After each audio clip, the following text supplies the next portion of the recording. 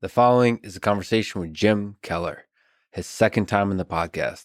Jim is a legendary microprocessor architect and is widely seen as one of the greatest engineering minds of the computing age. In a peculiar twist of space-time in our simulation, Jim is also a brother-in-law of Jordan Peterson. We talk about this and about computing, artificial intelligence, consciousness, and life. Quick mention of our sponsors: Athletic Greens All-in-One Nutrition Drink, Brooklyn and Sheets, ExpressVPN, and Belcampo Grass-Fed Meat. Click the sponsor links to get a discount and to support this podcast. As a side note, let me say that Jim is someone who, on a personal level, inspired me to be myself. There was something in his words, on and off the mic, or perhaps that he even paid attention to me at all, that almost told me, "You're all right, kid." A kind of pat on the back that can make the difference between a mind that flourishes and a mind that is broken down by the cynicism of the world.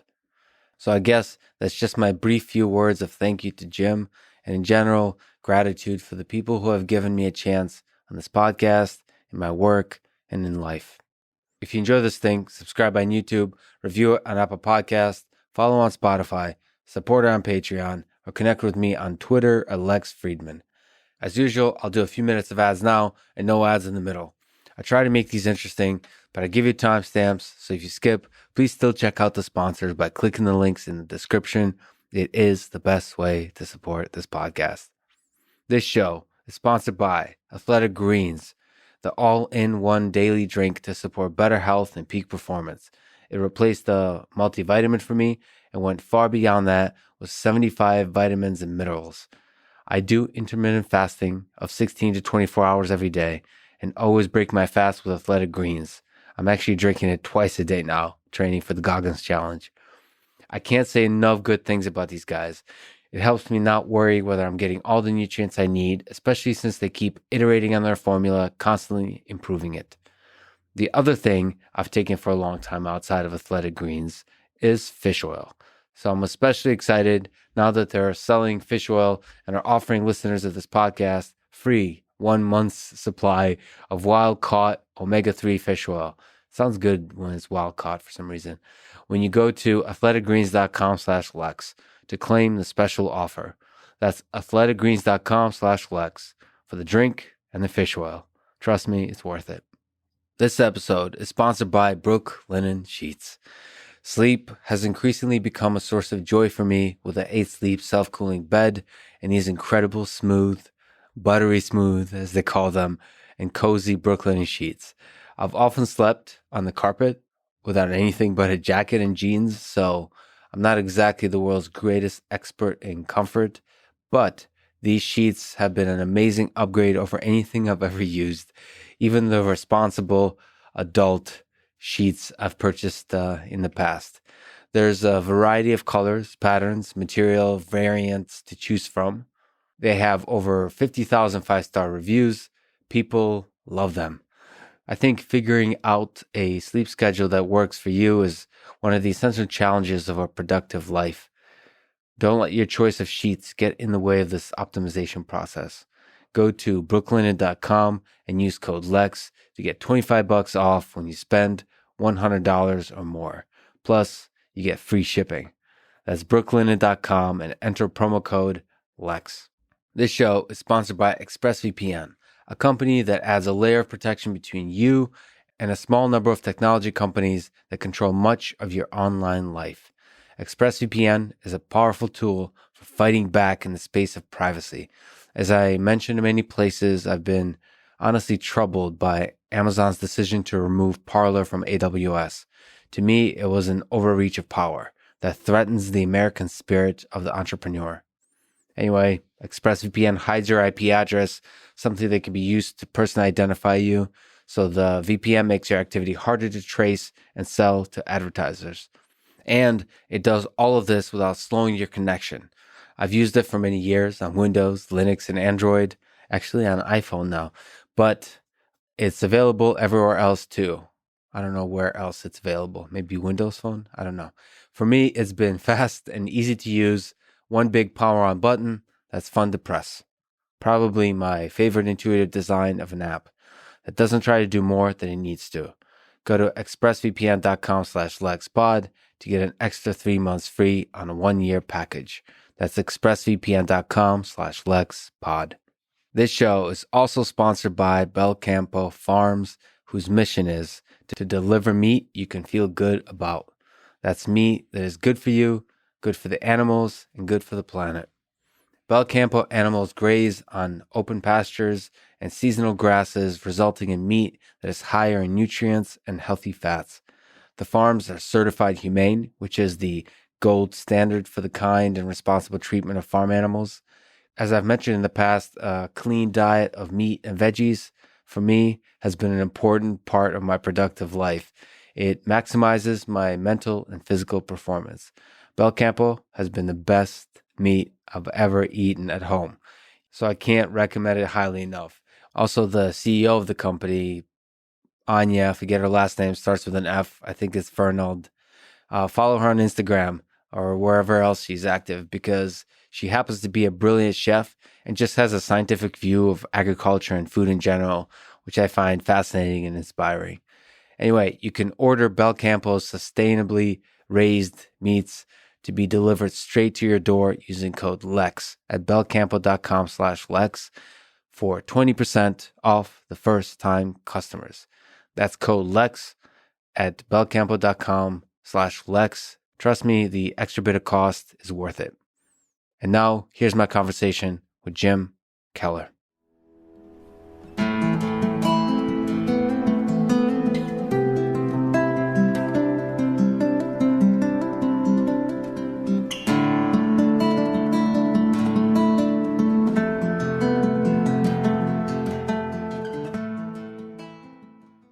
What's the value and effectiveness of theory versus engineering, this dichotomy, in building good software or hardware systems? Well, it's good design is both. I guess that's pretty obvious. By engineering, do you mean, reduction to practice of known methods? And then science is the pursuit of discovering things that people don't understand or solving unknown problems. Definitions are interesting here, but I was thinking more in theory, constructing models that kind of generalize about how things work. And engineering is like actually building stuff, the pragmatic, okay, we have these nice models, but how do we actually get things to work? Maybe economics is a nice example. Like, economists have all these models of how the economy works and how different policies will have an effect. But then there's the actual, okay, let's call it engineering of actually deploying the policies. So computer design is almost all engineering and reduction to practice of known methods. Now, because of the complexity of the computers we built, you could think we'll just go write some code and then we'll verify it and then we'll put it together. And then you find out that the combination of all that stuff is complicated. And then you have to be inventive to figure out how to do it. Right. So that's definitely happens a lot. And then every so often some big idea happens, but it might be one person. And that idea is in the space of engineering, or is it in the space of I'll give you an example. So one of the limits of computer performance is branch prediction. So, and there's a whole bunch of ideas about how good you could predict a branch. And people said there's a limit to it. It's an asymptotic curve. And somebody came up with a better way to do branch prediction. It was a lot better. And he published a paper on it. And every computer in the world now uses it. And it was one idea. So the engineers who build branch prediction hardware were happy to drop the one kind of training array and put it in another one. Mm-hmm. So it was a real idea. And branch prediction is one of the key problems underlying all of sort of the lowest level of software. It boils down to branch prediction. Boils down to uncertainty. Computers are limited by, single thread computers are limited by two things. The predictability of the path of the branches and the predictability of the locality of data. So we have predictors that now predict both of those pretty well.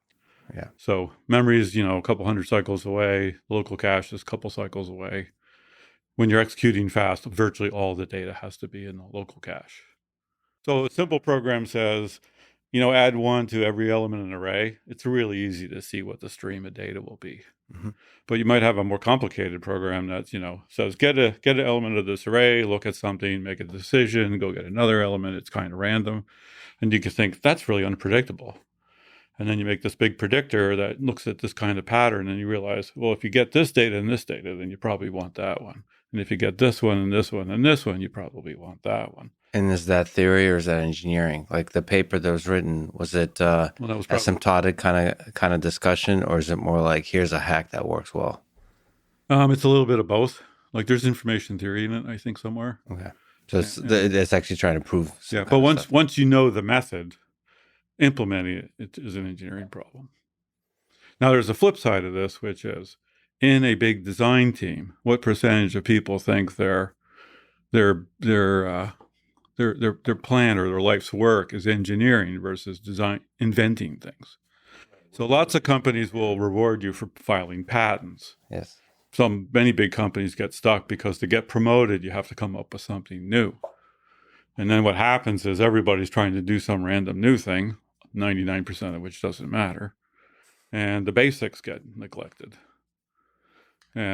Or there's a dichotomy. They think like the cell library and the basic CAD tools, or basic, software validation methods. That's simple stuff. They want to work on the exciting stuff. And then they spend lots of time trying to figure out how to patent something. And that's mostly useless. But the breakthroughs are on the simple stuff. No, you have to do the simple stuff really well. If you're building a building out of bricks, you want great bricks. So you go to two places that sell bricks, and one guy says, yeah, they're over there in an ugly pile. And the other guy is like lovingly tells you about the 50 kinds of bricks and how hard they are and how beautiful they are and square they are and which one are you going to buy bricks from? Which is going to make a better house? So you're talking about the craftsman, the person who understands bricks, who loves bricks, who loves the variety. That's a good word. Good engineering is great craftsmanship. And when you start thinking engineering is about invention and you set up a system that rewards invention, the craftsmanship gets neglected. Okay, so maybe one perspective is the theory, the science overemphasizes invention and engineering emphasizes craftsmanship, and therefore, so it doesn't matter what you do, theory. Well, everybody does. Like read the tech rags; they're always talking about some breakthrough or innovation, and everybody thinks that's the most important thing. But the number of innovative ideas is actually relatively low.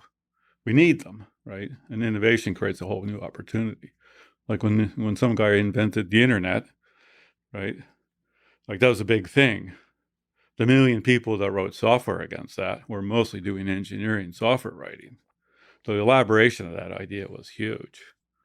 I don't know if you know Brendan Eich. He wrote JavaScript in 10 days. And that's an interesting story. It makes me wonder, and it was, famously for many years considered to be a pretty crappy programming language.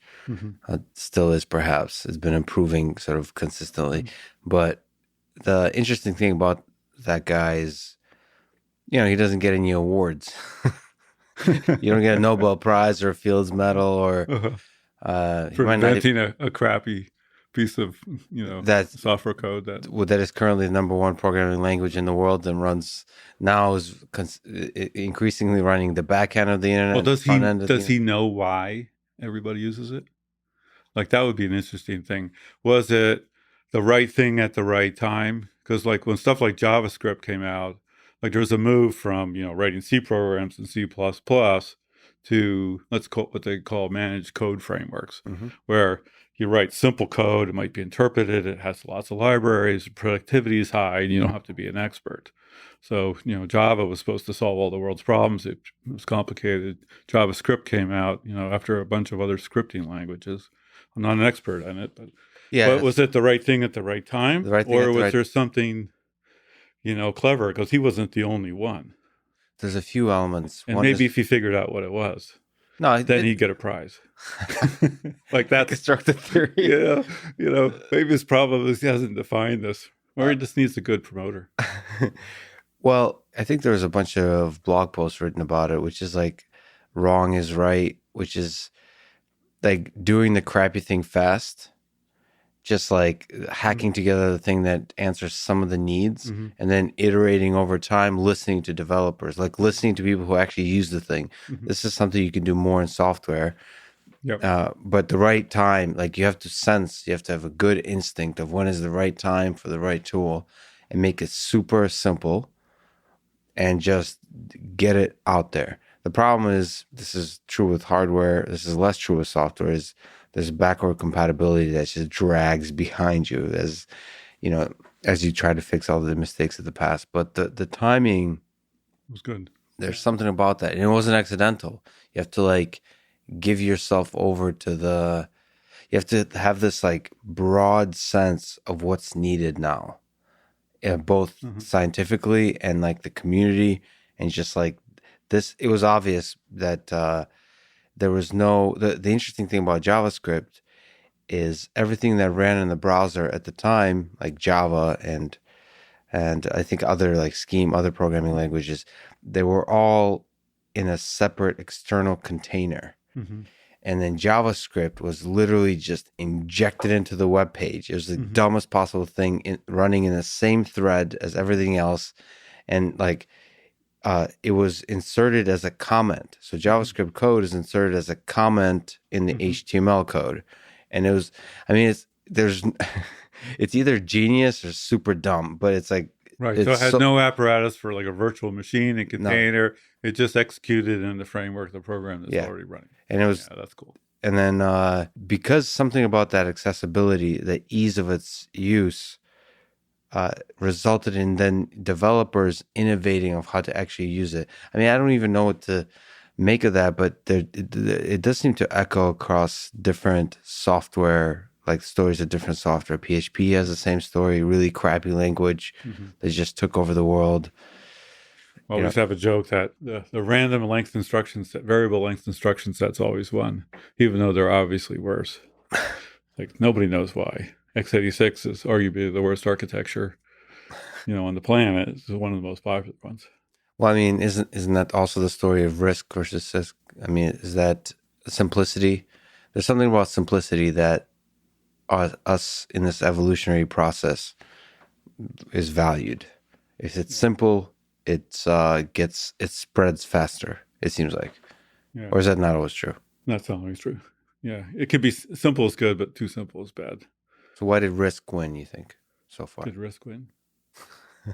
In the long arc of history, maybe we don't know. So who's going to win? What's RISC, what's CISC, and who's going to win in that space, in these instruction sets? Well, AI software is going to win, but there'll be little computers that run little programs like normal all over the place. But we're going through another transformation. So, but you think instruction sets underneath it all will change? Yeah, they evolve slowly. They don't matter very much. They don't matter very much. Okay. I mean, the limits of performance are, predictability of instructions and data. I mean, that's the big thing. And then the usability of it is some, quality of design, quality of tools, availability. Like right now, x86 is proprietary with Intel and AMD, but they can change it any way they want independently. Right? ARM is proprietary to ARM, and they won't let anybody else change it. So it's like a sole point. And RISC-V is open source, so anybody can change it, which is super cool. But that also might mean it gets changed in too many random ways that there's no common subset of it that people can use. Do you like open or do you like closed? Like if you were to bet all your money on one or the other, RISC-V versus it? No idea. It's case dependent? Well, x86, oddly enough, when Intel first started developing it, they licensed it like 7 people. So it was the open architecture. And then they moved faster than others and also bought 1 or 2 of them. But there was 7 different people making x86 because at the time there was 6502 and Z80s and 8086. And you could argue everybody thought Z80 was the better instruction set, but that was proprietary to one place. Oh, and the 6800. So there's like 4 or 5 different microprocessors. Intel went open, got the market share because people felt like they had multiple sources from it. And then over time, it narrowed down to 2 players. So why, you as a historian, why did Intel win for so long with their processors? I mean, they were great. Their process development was great. Also, it's just looking back to JavaScript and Brendan Eich is Microsoft and Netscape and all these internet browsers. Microsoft won the browser game because they aggressively stole other people's ideas, like right after they did it. I don't know if Intel was stealing other people's ideas. They started in a good way, stealing in a good way, just to clarify. They started making RAMs, random access memories. Yes. And then at the time when the Japanese manufacturers came up, they were getting out competed on that, and they pivoted to microprocessors, and they made the first, integrated microprocessor that ran programs. It was the 4004 or something. Who was behind that pivot? That's a hell of a pivot. Andy Grove. And he was great. That's a hell of a pivot. Right. And then they led semiconductor industry. Like, they were just a little company, IBM, all kinds of big companies had boatloads of money, and they out-innovated everybody. Out-innovated. Okay. Yeah. So it's not like marketing. It's not any other stuff. Their processor designs were pretty good. I think the, Core 2 was probably the first one I thought was great. It was a really fast processor, and then Haswell was great. What makes a great processor in that? If you just look at its performance versus everybody else, it's, the size of it, the, usability of it. So it's not specific, some kind of element that makes it beautiful. It's just like literally just raw performance. Is that how you think about processors? It's just like raw performance? Of course. It's like a horse race. The fastest one wins. Now, you don't care how. Just as long as it wins. Well, there's the fastest in the environment. Like, for years you made the fastest one you could, and then people started to have power limits. So then you made the fastest at the right power point. Yeah. And then when we started doing multiprocessors, like, if you could scale your processors more than the other guy, you could be 10% faster on like a single thread, but you have more threads. So there's lots of variability. And then ARM really explored, like, they have the A series and the R series and the M series, like a family of processors for all these different design points, from like unbelievably small and simple. And so then when you're doing the design, it's sort of like this big palette of CPUs. Like, they're the only ones with a credible, top to bottom palette. And what do you mean a credible top to bottom? Well, there's people who make microcontrollers that are small, but they don't have a fast one. There's people who make fast processors, but don't have a medium one or a small one. Is that hard to do, that full palette? That seems like a... Yeah, it's a lot of different... So what's the difference between the ARM folks and Intel in terms of the way they're approaching this problem? Well, Intel, almost all their processor designs were, very custom, high-end, for the last 15, 20 years. So the fastest horse possible. Yeah. In one horse race. Yeah. And they architecturally, they're really good. But the company itself was fairly insular to what's going on in the industry with CAD tools and stuff. And there's this debate about custom design versus synthesis, and how do you approach that? I'd say Intel was slow on getting to synthesized processors. ARM came in from the bottom, and they generated IP, which went to all kinds of customers. So they had very little say in how the customer implemented their IP. So ARM is super friendly to the synthesis IP environment, whereas Intel said, we're going to make this great client chip or server chip with our own CAD tools, with our own process, with our own, other supporting IP, and everything only works with our stuff. So is ARM winning the mobile platform space in terms of process? Yeah. And so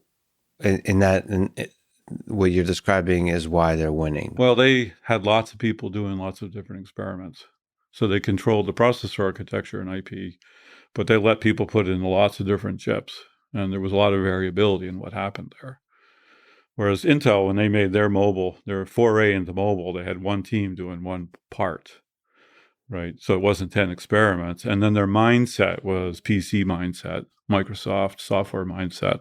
And that brought a whole bunch of things along that the mobile world and the embedded world don't do. Do you think it was possible for Intel to pivot hard and win the mobile market? That's a hell of a difficult thing to do, right? For a huge company to just pivot. I mean, it's so interesting because we'll talk about your current work. Mm-hmm. It's like, it's clear that PCs were dominating for several decades, like desktop computers, and then mobile, it's unclear It's a leadership question. Like Apple under Steve Jobs when he came back, they pivoted multiple times. They built iPads and iTunes and phones and tablets and great Macs. Like who knew computers should be made out of aluminum? Nobody knew that. That they're great. It's super fun. That was Steve? Yeah, Steve Jobs. Like they pivoted multiple times. And, the old Intel, they did that multiple times. They made DRAMs and processors and processes. And I got to ask this. What was it like working with Steve Jobs? I didn't work with him. Did you interact with him? Twice. I said hi to him twice in the cafeteria. What did he say? Hi? He said, "Hey, fellas."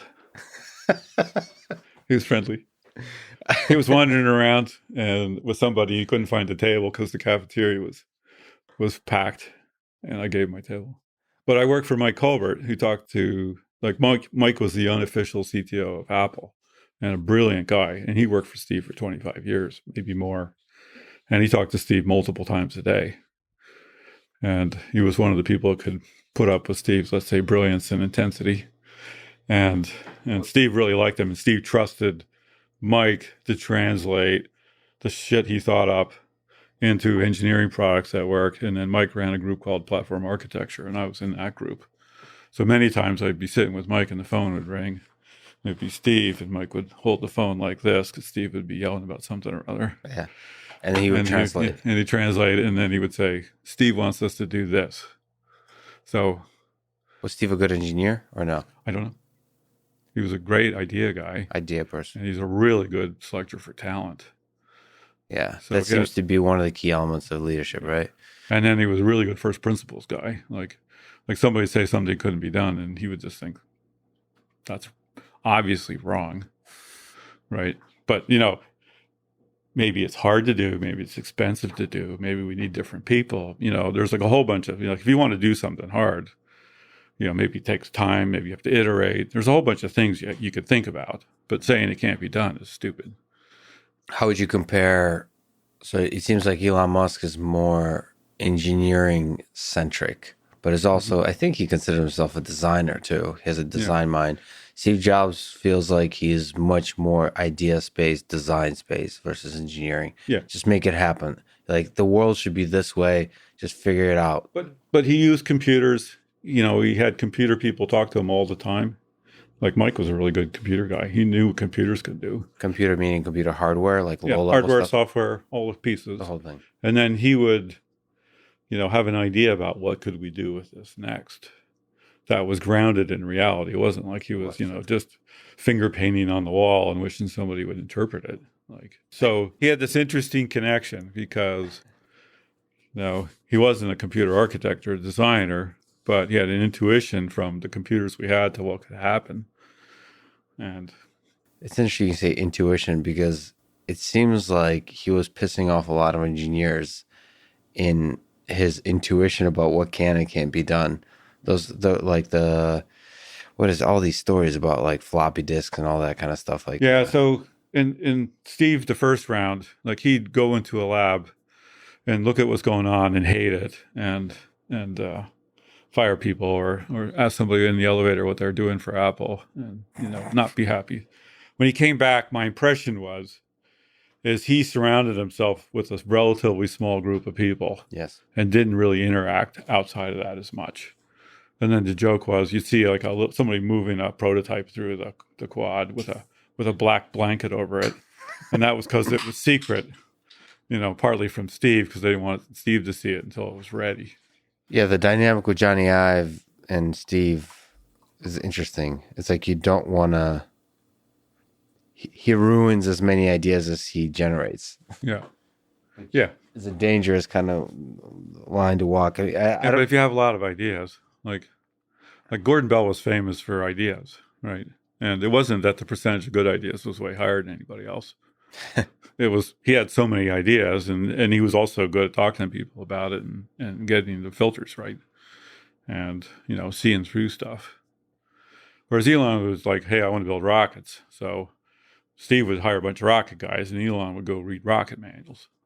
So Elon's a better engineer, a sense more like a love and passion for the manuals. Yeah. And the details, The and details. the data, and The craftsmanship too, right? Well, I guess Steve had craftsmanship too, but of a different kind. Yeah. What do you make of just the standard for just a little longer? What do you make of like the anger and the passion and all of that? The firing and the mood swings and the madness, being emotional and all of that. That's Steve. And I guess Elon too. So what, is that a bug or a feature? It's a feature. So there's a graph, which is y-axis productivity. Yeah. X-axis at 0 is chaos. Yeah. And infinity is complete order. Yeah. Right. So as you go from the origin, as you improve order, you improve productivity. Yeah. And at some point, productivity peaks, and then it goes back down again. Yeah. Too much order, nothing can happen. Yes. But the question is how close to the chaos is that? No. Here's the thing: Yeah. is once you start moving in the direction of order, the force vector to drive you towards order is unstoppable. Oh, it's a And slippery every slope. organization will move to the place where their productivity is stymied by order. So you need. So the question is, who's the counterforce? Because it also feels really good as you get more organized, and productivity goes up. The organization feels it; they orient towards it. Right? They hire more people. They get more guys who can run process. You get bigger, right? And then inevitably, the organization gets captured by the bureaucracy that manages all the processes. Yeah. Right. And then humans really like that. And so if you just walk into a room and say, guys, love what you're doing, but I need you to have less order. If you don't have some force behind that, nothing will happen. I can't tell you on how many levels that's profound. So that's why I say it's a feature. Now, could you be nicer about it? I don't know. I don't know any good examples of being nicer about it. Well, the funny thing is, to get stuff done, you need people who can manage stuff and manage people, because humans are complicated. They need lots of care and feeding, and you need to tell them they look nice and they're doing good stuff and pat them on the back, right?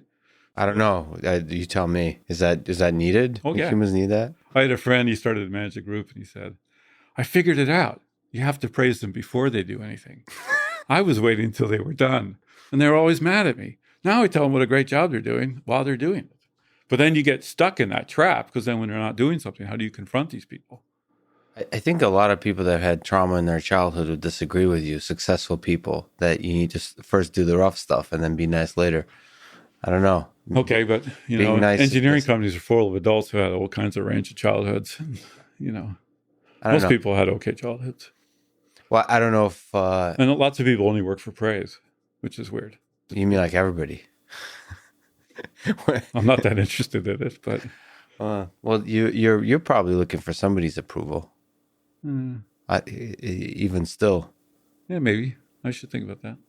Maybe somebody who's no longer with us, kind of thing. I don't know. I used to call up my dad and tell him what I was doing. He was very excited about engineering and stuff. You got his approval? Yeah, a lot. I was lucky. Like he decided I was smart and unusual as a kid, and that was okay when I was really young. So when I did poorly in school, I was dyslexic. I didn't read until I was 3rd or 4th grade, and they didn't care. My parents were like, "Oh, he'll be fine." So cool. I was lucky. That was cool. Is he still with us? You miss him? Mm-hmm. Sure. Yeah, he had Parkinson's and then cancer. His last 10 years were tough. And it killed him. Killing a man like that's hard. The mind? Well, it's pretty good. Parkinson's causes slow dementia, and the chemotherapy, I think, accelerated it. But it was like hallucinogenic dementia. So he was clever and funny and interesting, and it was pretty unusual. Do you remember conversations Yeah, of course. From that time? Like, what? Do you have fond memories of the guy? Yeah. Oh, yeah. Anything come to mind? A friend told me one time I could draw a computer on the whiteboard faster than anybody he'd ever met. And I said, you should meet my dad. Like when I was a kid, he'd come home and say, I was driving by this bridge and I was thinking about it. And he pulled out a piece of paper and he'd draw the whole bridge. He was a mechanical engineer. Yeah. And he would just draw the whole thing, and then he would tell me about it and tell me how he would have changed it. And he had this, idea that he could understand and conceive anything. And I just grew up with that, so that was natural. So if, like when I interview people, I ask them to draw a picture of something they did on a whiteboard. Mm-hmm. And it's really interesting. Like some people draw a little box, and then they'll say, and this talks to this. And I'll be like, oh, this is frustrating. And I had this other guy come in one time. He says, well, I designed a floating point in this chip, but I'd really like to tell you how the whole thing works and then tell you how the floating point works inside of it. Do you mind if I do that? And he covered 2 whiteboards in like 30 minutes. Yeah. And I hired him. He was great. There's craftsman. I mean, that's the craftsmanship to that. Yeah, but also the mental agility to understand the whole thing. Right. Put the pieces in context, real view of the balance of how the design worked. Because if you don't understand it properly, when you start to draw it, you'll fill up half the whiteboard with like a little piece of it. And, like your ability to lay it out in an understandable way takes a lot of understanding. So. And be able to zoom into the detail and then zoom out to the big picture. Out really fast. And what about the impossible thing? You see, your dad believed that you can do anything. That's a weird feature for a craftsman. Yeah. It seems that echoes in your own behavior. Yeah. Like that's the... Well, it's not that anybody can do anything right now. Right? It's that if you work at it, you can get better at it. And there might not be a limit. And they did funny things like he always wanted to play piano. So at the end of his life, he started playing the piano when he had Parkinson's. Wow. And he was terrible. But he thought if he really worked at it in this life, maybe the next life, he'd be better at it. He might be onto something. Yeah, could be. He enjoyed doing it. Yeah. So it's pretty funny. Do you think the perfect is the enemy of the good in hardware and software engineering? So like we were talking about JavaScript a little bit and the messiness of the 10-day building process. Yeah, it's creative tension, right? So creative tension is you have 2 different ideas that you can't do both, right? But the fact that you want to do both causes you to go try to solve that problem. That's the creative part. So if you're building computers, like some people say, we have the schedule, and anything that doesn't fit in the schedule, we can't do. Right? And so they throw out the perfect because they have a schedule. I hate that. Right? Then there's other people that say, we need to get this perfectly right, and no matter what, more people, more money, right? And there's a really clear idea about what you want. And some people are really good at articulating it, right? So let's call that the perfect, yeah. Yeah. All right, but that's also terrible because they never ship anything, and you never hit any goals. So now you have your framework. Yes. You can't throw out stuff because you can't get it done today, because maybe you get it done tomorrow or the next project, right? You can't, so you have to. I work with a guy that I really like working with, but he over-filters his ideas. Over-filters? He'd start thinking about something, and as soon as he figured out what was wrong with it, he'd throw it out. And then I start thinking about it, and you come up with an idea, and then you find out what's wrong with it, and then you give it a little time to set, because sometimes you figure out how to tweak it, or maybe that idea helps some other idea. So idea generation is really funny. So you have to give your ideas space. Like spaciousness of mind is key, but you also have to execute programs and get shit done. And then it turns out computer engineering is fun because it takes 100 people to build a computer. 200 to 300, whatever the number is. And people are so variable about, temperament and, skill sets and stuff that in a big organization, you find that the people who love the perfect ideas and the people that want to get stuff done yesterday, and people like to come up with ideas, and people like to, let's say, shoot down ideas. And it takes a large group of people. So some are good at generating ideas, some are good at filtering ideas, and then in that giant mess, you're somehow, I guess the goal is for that giant mess of people to find the perfect path through the tension, the creative tension. But like, how do you know when you said there's some people good at articulating what perfect looks like, what a good design is? Like if you're sitting in a room and you have a set of ideas about like how to design a better processor, how do you know this is something special here? This is a good idea. Let's try this. So have you ever brainstormed idea with a couple of people that were really smart, and you kind of go into it and you don't quite understand it, and you're working on it, and then you start talking about it, putting it on the whiteboard.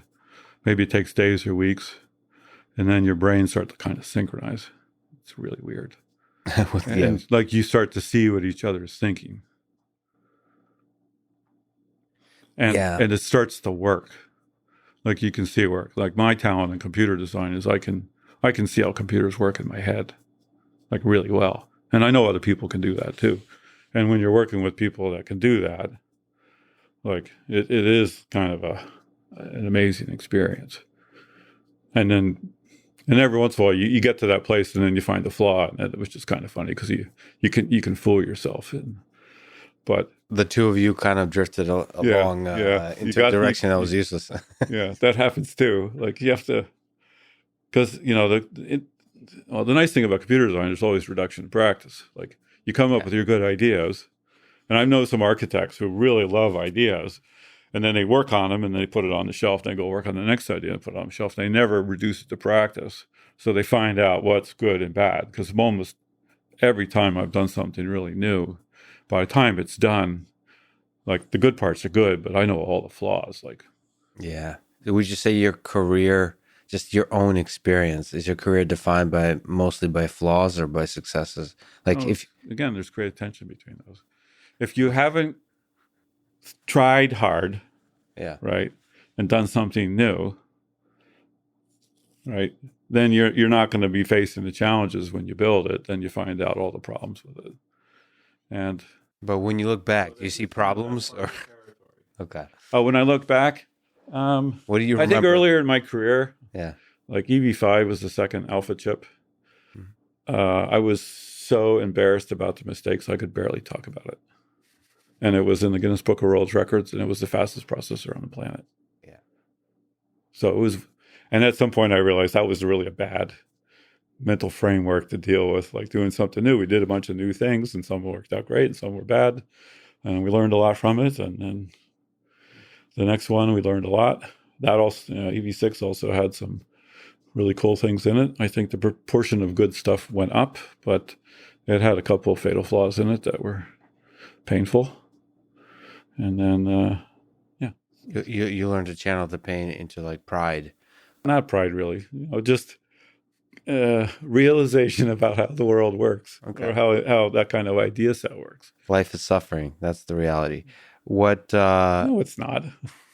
Well, I know the Buddha said that, and a couple other people are stuck on it. No, it's there's this kind of weird combination of good and bad, and light and darkness that you have to tolerate and deal with. Yeah, there's definitely lots of suffering in the world. Depends on the perspective. It seems like there's way more darkness, but that makes the light part really nice. What computing hardware or just any kind of even software design do you find beautiful from your own work, from other people's work, that you're just we were just talking about the battleground of flaws and mistakes and errors, but things that were just beautifully done. Is there something that pops to mind? Well, when things are beautifully done, usually there's a thought out set of abstraction layers. So the whole thing works in unison nicely. Yes. And when I say abstraction layer, that means two different components, when they work together, they work independently. They don't have to know what the other one is doing. So that decoupling. Yeah. So the famous one was the network stack. Like there's a 7-layer network stack, data transport and protocol and all the layers. And the innovation is when they really got that right. Because networks before that didn't define those very well. The layers could innovate independently, and occasionally the layer boundary would the interface would be upgraded. And that let, the design space breathe. And you could do something new in layer 7 without having to worry about how layer 4 worked. Right. And so good design does that. And you see it in processor designs. When we did the Zen design at AMD, we made several components very modular. And, my insistence at the top was I wanted all the interfaces defined before we wrote the RTL for the pieces. One of the verification leads said, if we do this right, I can test the pieces so well independently when we put it together, we won't find all these interaction bugs because the floating point knows how the cache works. And I was a little skeptical, but he was mostly right. that the modularity of the design greatly improved the quality. Is that universally true in general? Would you say about good designs, the modularity is like usually Well, we talked about modular? this before. Humans are only so smart, and we're not getting any smarter, right? But the complexity of things is going up. Yeah. So, a beautiful design can't be bigger than the person doing it. It's just, their piece of it. Like the odds of you doing a really beautiful design of something that's way too hard for you is low, right? If it's way too simple for you, it's not that interesting. It's like, well, anybody could do that. But when you get the right match of your expertise and, mental power to the right design size, that's cool, but that's not big enough to make a meaningful impact in the world. So now you have to have some framework to design the pieces so that the whole thing is big and harmonious, but when you put it together, it's sufficiently interesting to be used, and so that's like a beautiful design is.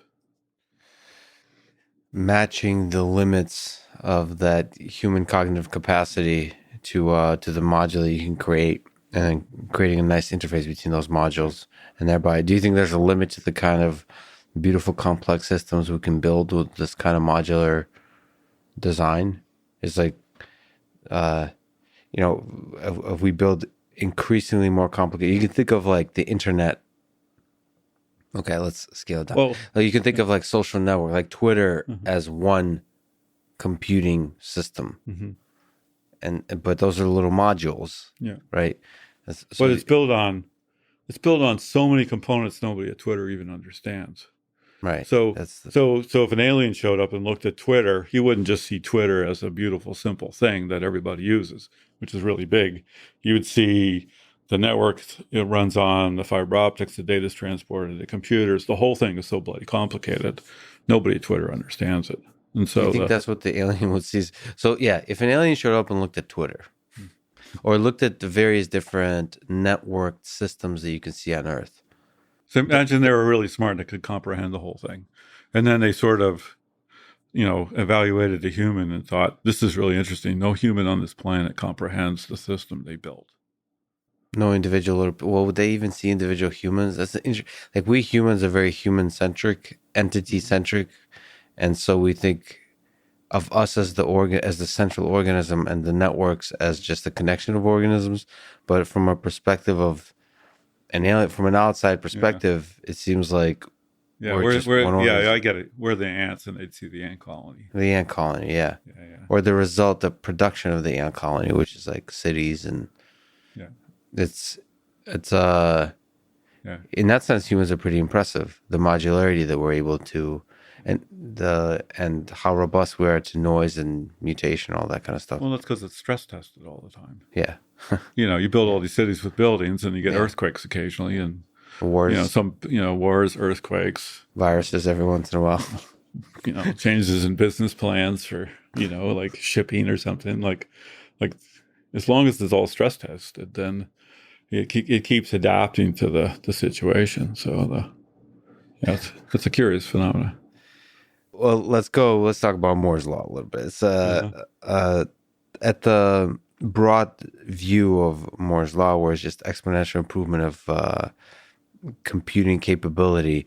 Like OpenAI, for example, recently published this kind of papers looking at the exponential improvement in the training efficiency of neural networks for like ImageNet and all that kind of stuff. We just got better on this. This is purely software side. Just figuring out better tricks and algorithms for training neural networks. And that seems to be improving significantly faster than the Moore's Law prediction, So that's in the software space. Like, what do you think, if Moore's Law continues, or if the general version of Moore's Law continues, do you think that comes mostly from the hardware, from the software, some mix of the two? Some interesting, totally, so not the reduction of the size of the transistor kind of thing, but more in the totally interesting kinds of innovations in the hardware space, all that kind of stuff. Well, there's like a half a dozen things going on in that graph. So one is there's initial innovations that had a lot of headroom to be exploited. So, the efficiency of the networks is improved dramatically. And then the decomposability of those and the use, they started running on one computer, then multiple computers, then multiple GPUs, and then arrays of GPUs, and they're up to thousands. And at some point, so it's sort of like they were going from like a single computer application to 1,000 computer application. So that's not really a Moore's law thing. That's an independent vector. How many computers can I put on this problem?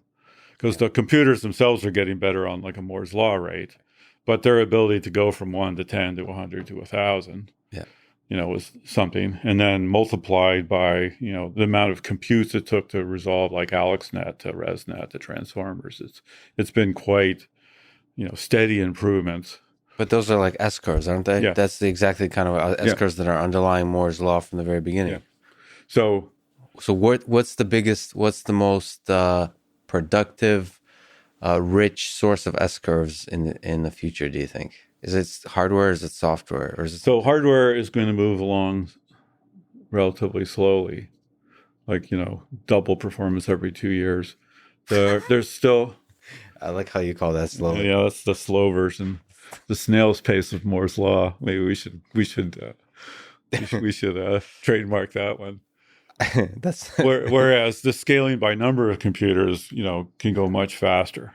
I'm sure at some point Google had their initial search engine was running on a laptop. And at some point they really worked on scaling that, and then they factored the indexer from this piece and this piece and this piece, and they spread the data on more and more things, and they did a dozen innovations. But as they scaled up the number of computers on that, it kept finding new bottlenecks in their software and their schedulers, and made them rethink. Like, it seems insane to do a scheduler across 1,000 computers to schedule parts of it and then send the results to one computer. But if you want to schedule 1 million searches, that makes perfect sense. So there's the scaling by just quantity is probably the richest thing. But then as you scale quantity, like a network that was great on 100 computers may be completely the wrong one. You may pick a network that's 10 times slower on 10,000 computers, like per computer. Mm-hmm. But if you go from 100 to 10,000, it's 100 times. So that's one of the things that happened when we did internet scaling, is the efficiency went down, not up. The future of computing is inefficiency, not efficiency. But scales, inefficient scale. It's scaling faster than inefficiency bites you. And as long as there's, dollar value there, like scaling costs lots of money. Yeah. But Google showed, Facebook showed, everybody showed that the scale was where the money was at.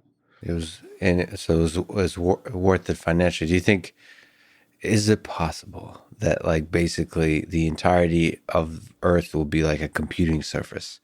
Like this table will be doing computing, this hedgehog will be doing computing, like everything really inefficient, dumb computing will be leveraged. Science fiction books, they call it computronium. Computronium? We turn everything into computing. Well, most of the elements aren't very good for anything. Like, you're not going to make a computer out of iron. Like, silicon and carbon have like nice structures. We'll see what you can do with the rest of it. No, like people talk about, well, maybe we can turn the sun into a computer, but it's hydrogen and a little bit of helium. So what I mean is more like actually just adding computers to everything. Oh, okay. I thought you're just converting all the mass of the universe into a computer. No. So not using... That'd be ironic from the simulation point of view. It's like the simulator build mass to simulate. So, ultimately this is all heading towards a simulation. Yes, yeah, well, I think I might have told you this story. At Tesla, they were deciding... So they want to measure the current coming out of the battery. And they decided between putting a resistor in there and putting a computer with a sensor in there. Mm-hmm. And the computer was faster than the computer I worked on in 1982.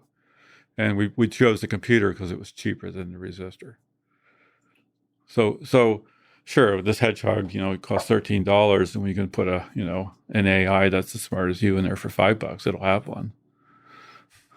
So computers will be everywhere. I was hoping it wouldn't be smarter than me because... Well, everything's going to be smarter than you.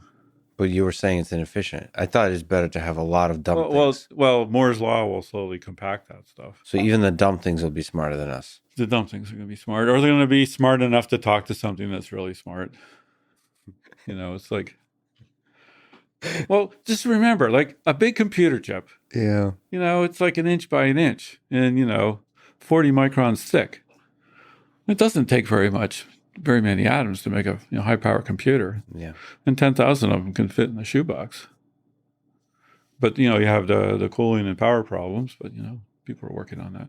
But they still can't write compelling poetry or music or understand what love is or have a fear of mortality. So we're still winning. Neither can most of humanity, so. Well, they can write books about it. So, but speaking about this, this walk along the path of innovation towards the dumb things being smarter than humans, you are now the CTO of Tenstorrent as of 2 months ago. They build hardware for deep learning. How do you build scalable and efficient deep learning? This is such a fascinating space. Yeah. So it's interesting. So up until recently, I thought there was two kinds of computers. There are serial computers that run like C programs, and then there's parallel computers. So the way I think about it is, parallel computers, you have given parallelism. Like GPUs are great because you have 1 million pixels. And modern GPUs run a program on every pixel.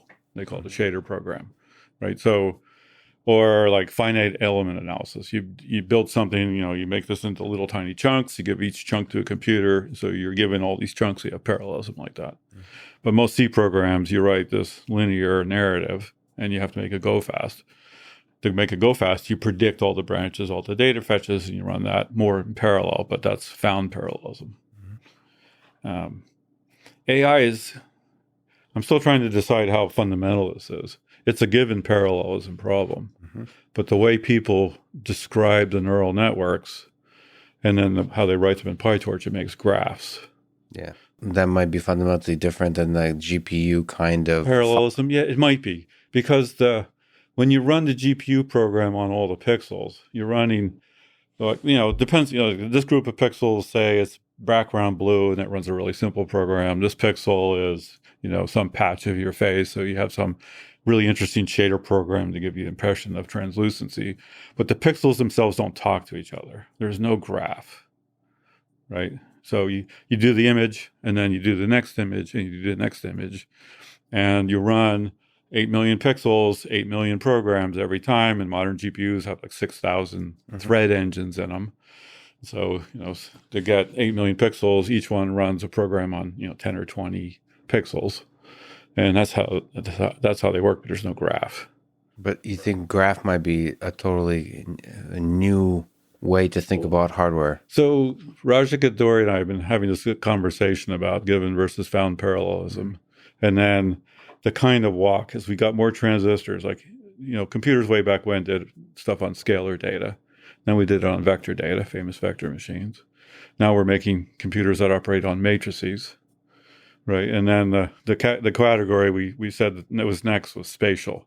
Like imagine you have so much data that, you want to do the compute on this data. And then when it's done, it says, send the result to this pile of data, run some software on that. And it's better to think about it spatially than to move all the data to a central processor and do all the work. So spatially, you mean moving in the space of data as opposed to moving the data? Yeah, you have a petabyte data space spread across some huge array of computers. And when you do a computation somewhere, you send the result of that computation or maybe a pointer to the next program to some other piece of data and do it.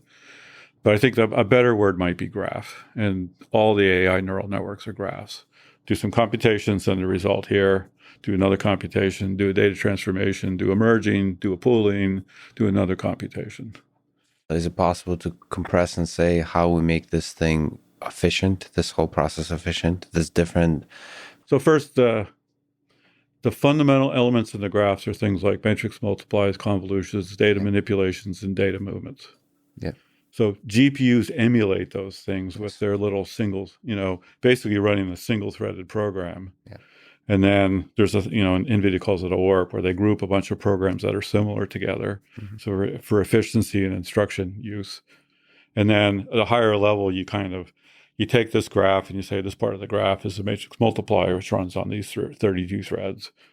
But the model at the bottom was built for running programs on pixels, not executing graphs. So it's emulation ultimately. Yes. So is it possible to build something that natively runs graphs? Yes. So that's what TensorStorm did.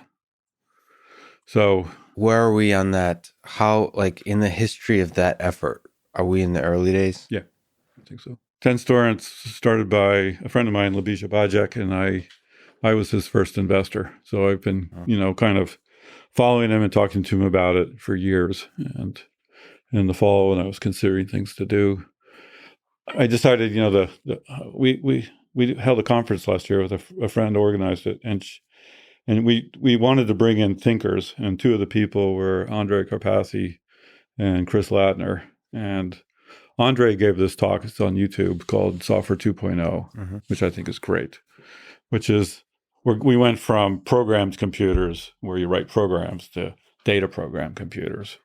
Like the future is, of software is data programs, the networks. And I think that's true. And then Chris has been he worked on LLVM, the low-level virtual machine, which became the intermediate representation for all compilers. And now he's working on another project called MLIR, which is mid-level intermediate representation, which is essentially under the graph about how do you represent that kind of computation and then coordinate large numbers of potentially heterogeneous computers. And I would say technically TensorStorm's, two pillars are those two ideas, software 2.0 and mid-level representation, but it's in service of executing graph programs. The hardware is designed to do that. So it's including the hardware piece. Yeah. And then the other cool thing is, for a relatively small amount of money, they did a test chip and 2 production chips. So it's like a super effective team. And unlike some AI startups where if you don't build the hardware to run the software that they really want to do, then you have to fix it by writing lots more software. So the hardware naturally does matrix multiply, convolution, the data manipulations, and the data movement between processing elements that you can see in the graph, which I think is all pretty clever, and that's what I'm working on now. So I think it's called the Grayscale processor, introduced last year. It's there's a bunch of measures of performance. We're talking about horses. It seems to outperform 368 trillion operations per second. Seems to outperform NVIDIA's Tesla T4 system.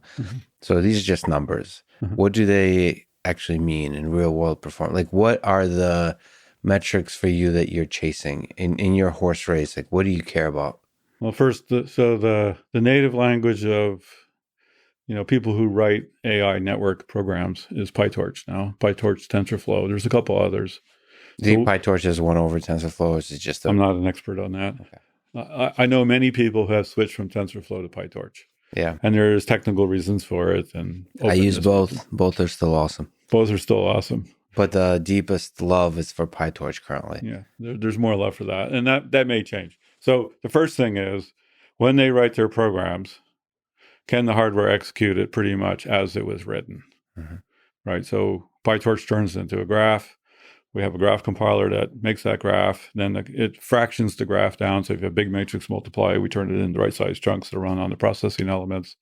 It hooks all the graph up. It lays out all the data. There's a couple of mid-level representations of it that are also simulatable, so that if you're writing the code, you can see how it's going to go through the machine, which is pretty cool. And then at the bottom, it schedules kernels like math, data manipulation, data movement kernels, which do this stuff. So we don't have to write a little program to do matrix multiply because we have a big matrix multiplier. Like, there's no SIMD program for that. But there is scheduling for that. Right. So the one of the goals is, if you write a piece of PyTorch code that looks pretty reasonable, you should be able to compile it, run it on the hardware without having to tweak it and do all kinds of crazy things to get performance. There's not a lot of intermediate steps. Right. It's running directly as written. Like on a GPU, if you write a large matrix multiply naively, you'll get 5 to 10% of the peak performance of the GPU. Right. And then there's a bunch of people who published papers on this, and I read them, about what steps do you have to do, and it goes from pretty reasonable, transpose one of the matrices, so you do row ordered, not column ordered, block it so that you can put a block of the matrix on different SMs, groups of threads. But some of it gets into little details, like you have to schedule it just so you don't have register conflicts. So they call them CUDA ninjas. CUDA ninjas, I love it. To get to the optimal point, you either use a pre-written library, which is a good strategy for some things, or you have to be an expert in microarchitecture to program it. Right. So the optimization step is way more complicated with the GPU. So our goal is, if you write PyTorch, that's good PyTorch, you can do it. Now as the networks are evolving, they've changed from convolutional to matrix multiply. People are talking about conditional graphs. They're talking about very large matrices. They're talking about sparsity. They're talking about problems that scale across many, many chips. So the native, data item is a packet. So you send a packet to a processor, it gets processed, it does a bunch of work, and then it may send packets to other processors, and they execute in like a data flow graph kind of methodology. Got it. We have a big network on chip, and then the next second chip has 16 Ethernet ports to hook lots of them together, and it's the same graph compiler across multiple chips. So that's where the scale comes in. So it's built to scale naturally. Now, my experience with scaling is as you scale, you run into lots of interesting problems. Yes. So scaling is a mountain to climb. Yeah. So the hardware is built to do this, and then we're in the process of. Is there a software part to this with Ethernet and all that? Well, the protocol at the bottom, we send, it's an Ethernet PHY, but the protocol basically says send a packet from here to there. It's all point to point. Mm-hmm. The header bit says which processor to send it to, and we basically take a packet off our on-chip network, put an Ethernet header on it, send it to the other end, strip the header off, and send it to the local thing. It's pretty straightforward. Human-to-human interaction is pretty straightforward too, but when you get a million of us, we do some crazy stuff together. Yeah, it can be fun. So is that the goal, is scale? So like, for example, I've been recently doing a bunch of robots at home for my own personal pleasure. Am I going to ever use TensorStorm, or is this more for... There's all kinds of problems. Like there's small inference problems, there's small training problems, there's big training problems. What's the big goal? Is it the big training problems or the small training problems? Or is it both? One of the goals is to scale from 100 milliwatts to a megawatt. So like really have some range on the problems, and the same kind of AI programs work at all different levels. So that's the goal. Since the natural data item is a packet that we can move around, it's built to scale. But so many people have, small problems. Right. But like inside that phone is a small problem to solve. So do you see TensorStorm potentially being inside a phone? Well, the power efficiency of local memory, local computation, and the way we built it is pretty good. And then there's a lot of efficiency on being able to do conditional graphs and sparsity. Mm-hmm. I think it's for complicated networks that want to go in a small factor, it's going to be quite good. But we have to prove that. That's a fun problem. And that's the early days of the company, right? It's a couple of years, you said. Mm-hmm. But you think you invested, you think they're legit. Yeah. Hence you joined. Yeah, Well, it's a really interesting place to be. Like the AI world is exploding, and I looked at some other opportunities like build a faster processor, which people want. Yes. But that's more on an incremental path than what's going to happen in AI in the next 10 years. Yeah. So this is kind of, an exciting place to be part of. Yeah, the revolutions will be happening in the very space that TensorStorm And then lots of people are working on it, but there's lots of technical reasons why some of them, aren't going to work out that well. And that's interesting. And there's also the same problem about getting the basics right. Like we've talked to customers about exciting features, and at some point we realized that Bisha and I were realizing they want to hear first about memory bandwidth, local bandwidth, compute intensity, programmability. They want to know the basics, power management, how the network ports work. What are the basics? Do all the basics work? Because it's easy to say we got this great idea that the crack GPT-3, but the people we talk to want to say, if I buy so we have a PCI Express card with our chip on it. If you buy the card, you plug it in your machine, you download the driver. How long does it take me to get my network to run? Right. That's a real question. It's a very basic question. So yeah, is there an answer to that yet, or is it trying to our get goal is like an hour. Okay. When can I buy a test warrant? Pretty soon. For the small case training. Yeah, pretty soon. Month. Good. I love the idea of you inside a room with Karpathy, Andrej Karpathy, and Chris Lattner. Very, very interesting, very brilliant people, very out of the box thinkers, but also like first principles thinkers. Well, they both get stuff done. They only get stuff done to get their own projects done. They talk about it clearly. They educate large numbers of people, and they've created platforms for other people to go do their stuff on. Yeah, the clear thinking that's able to be communicated is kind of impressive. It's kind of remarkable I'm a fan. Well, let me ask, because I talk to Chris actually a lot these days. He's been one of the, just to give him a shout out, he's been so supportive as a human being. So everybody's quite different. Like great engineers are different, but he's been like sensitive to the human element in a way that's been fascinating. Like he was one of the early people on this stupid podcast that I do to say like, don't quit this thing. And also talk to whoever the hell you want to talk to. That kind of from a legit engineer to get like props and be like, you can do this. That was, I mean, that's what a good leader does, right? To just kind of let a little kid do his thing. Like go do it. Let's see what turns out. That's a pretty powerful thing. But what do you, what's your sense about, he now I think stepped away from Google, right? He's at sci-fi, I think. What's really impressive to you about the things that Chris has worked on? Because it's we mentioned the optimization, the compiler design stuff, the LLVM. Then he's also at Google worked at the TPU stuff. He's obviously worked on Swift, so the programming language side. Talking about people that work in the entirety of the stack.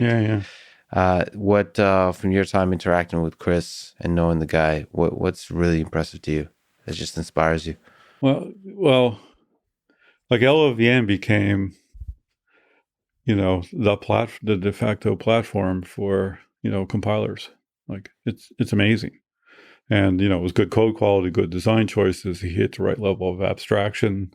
There's a little bit of the right time, the right place, and then he built a new programming language called Swift, which, after, let's say some adoption resistance became very successful. I don't know that much about his work at Google, although I know that, that was the typical, they started TensorFlow stuff and they, it was new. It was, they wrote a lot of code and then at some point it needed to be refactored to be, because its development slowed down, why PyTorch started a little later and then passed it. So he did a lot of work on that. And then his idea about MLIR, which is what people started to realize is the complexity of the software stack above the low-level IR was getting so high that forcing the features of that into low level was putting too much of a burden on it. So he's splitting that into multiple pieces. And that was one of the inspirations for our software stack, where we have several intermediate representations that are all executable. And you can look at them and do transformations on them before you lower the level. So that was, I think we started before MLIR really got, far enough along to use. But we're interested in that. He's really excited about MLIR. That's his like little baby. So there seems to be some profound ideas on that are really useful. So each one of those things has been, as the world of software gets more and more complicated, how do we create the right abstraction levels to simplify it in a way that people can now work independently on different levels of it? So I would say all three of those projects, LLVM, Swift, and MLIR, did that successfully. So I'm interested in what he's going to do next in the same kind of way. Yes. So on either the TPU or maybe the NVIDIA GPU side, how does TensorStorm, you think, or the ideas underlying it doesn't have to be TensorStorm, just this kind of graph-focused, graph-centric hardware, deep learning-centric hardware beat NVIDIA's? Do you think it's possible for it to basically overtake NVIDIA? Sure. What's that process look like? What's that journey look like, you think? Well, GPUs were built to run shader programs on millions of pixels, not to run graphs. Yes. So there's a hypothesis that says the way the graphs, are built is going to be really interesting to be inefficient on computing this. And then the primitives is not a SIMD program, it's matrix multiply convolution. And then the data manipulations are fairly extensive about like how do you do a fast transpose with a program. I don't know if you've ever written a transpose program. They're ugly and slow, but in hardware you can do really well. Like I'll give you an example. So when GPU accelerators started doing triangles, so you have a triangle which maps on the set of pixels. Mm-hmm. So it's very easy, straightforward to build a hardware engine that'll find all those pixels. Mm-hmm. And it's kind of weird because you walk along the triangle till you get to the edge, and then you have to go back down to the next row and walk along, and then you have to decide on the edge if the line of the triangle is like half on the pixel. Mm-hmm. What's the pixel color? Because it's half of this pixel and half the next one. That's called rasterization. Because you're saying that could be done in hardware. No, that's an example of that operation as a software program is really bad. I've written a program that did rasterization. The hardware that does it has actually less code than the software program that does it, and it's way faster. Right. So there are certain times when the abstraction you have, rasterize a triangle, execute a graph, components of a graph. The right thing to do in the hardware-software boundary is for the hardware to naturally do it. And so the GPU is really optimized for the rasterization of triangles. Well, no, that's just, like in a modern, that's a small piece of modern GPUs. Mm-hmm. What they did is that they still rasterize triangles when you're running a game, but for the most part, most of the computation in the area of the GPU is running shader programs. But there's single-threaded programs on pixels, not graphs. I have to be honest, let's say I don't actually know the math behind shading and lighting and all that kind of stuff. I don't know what.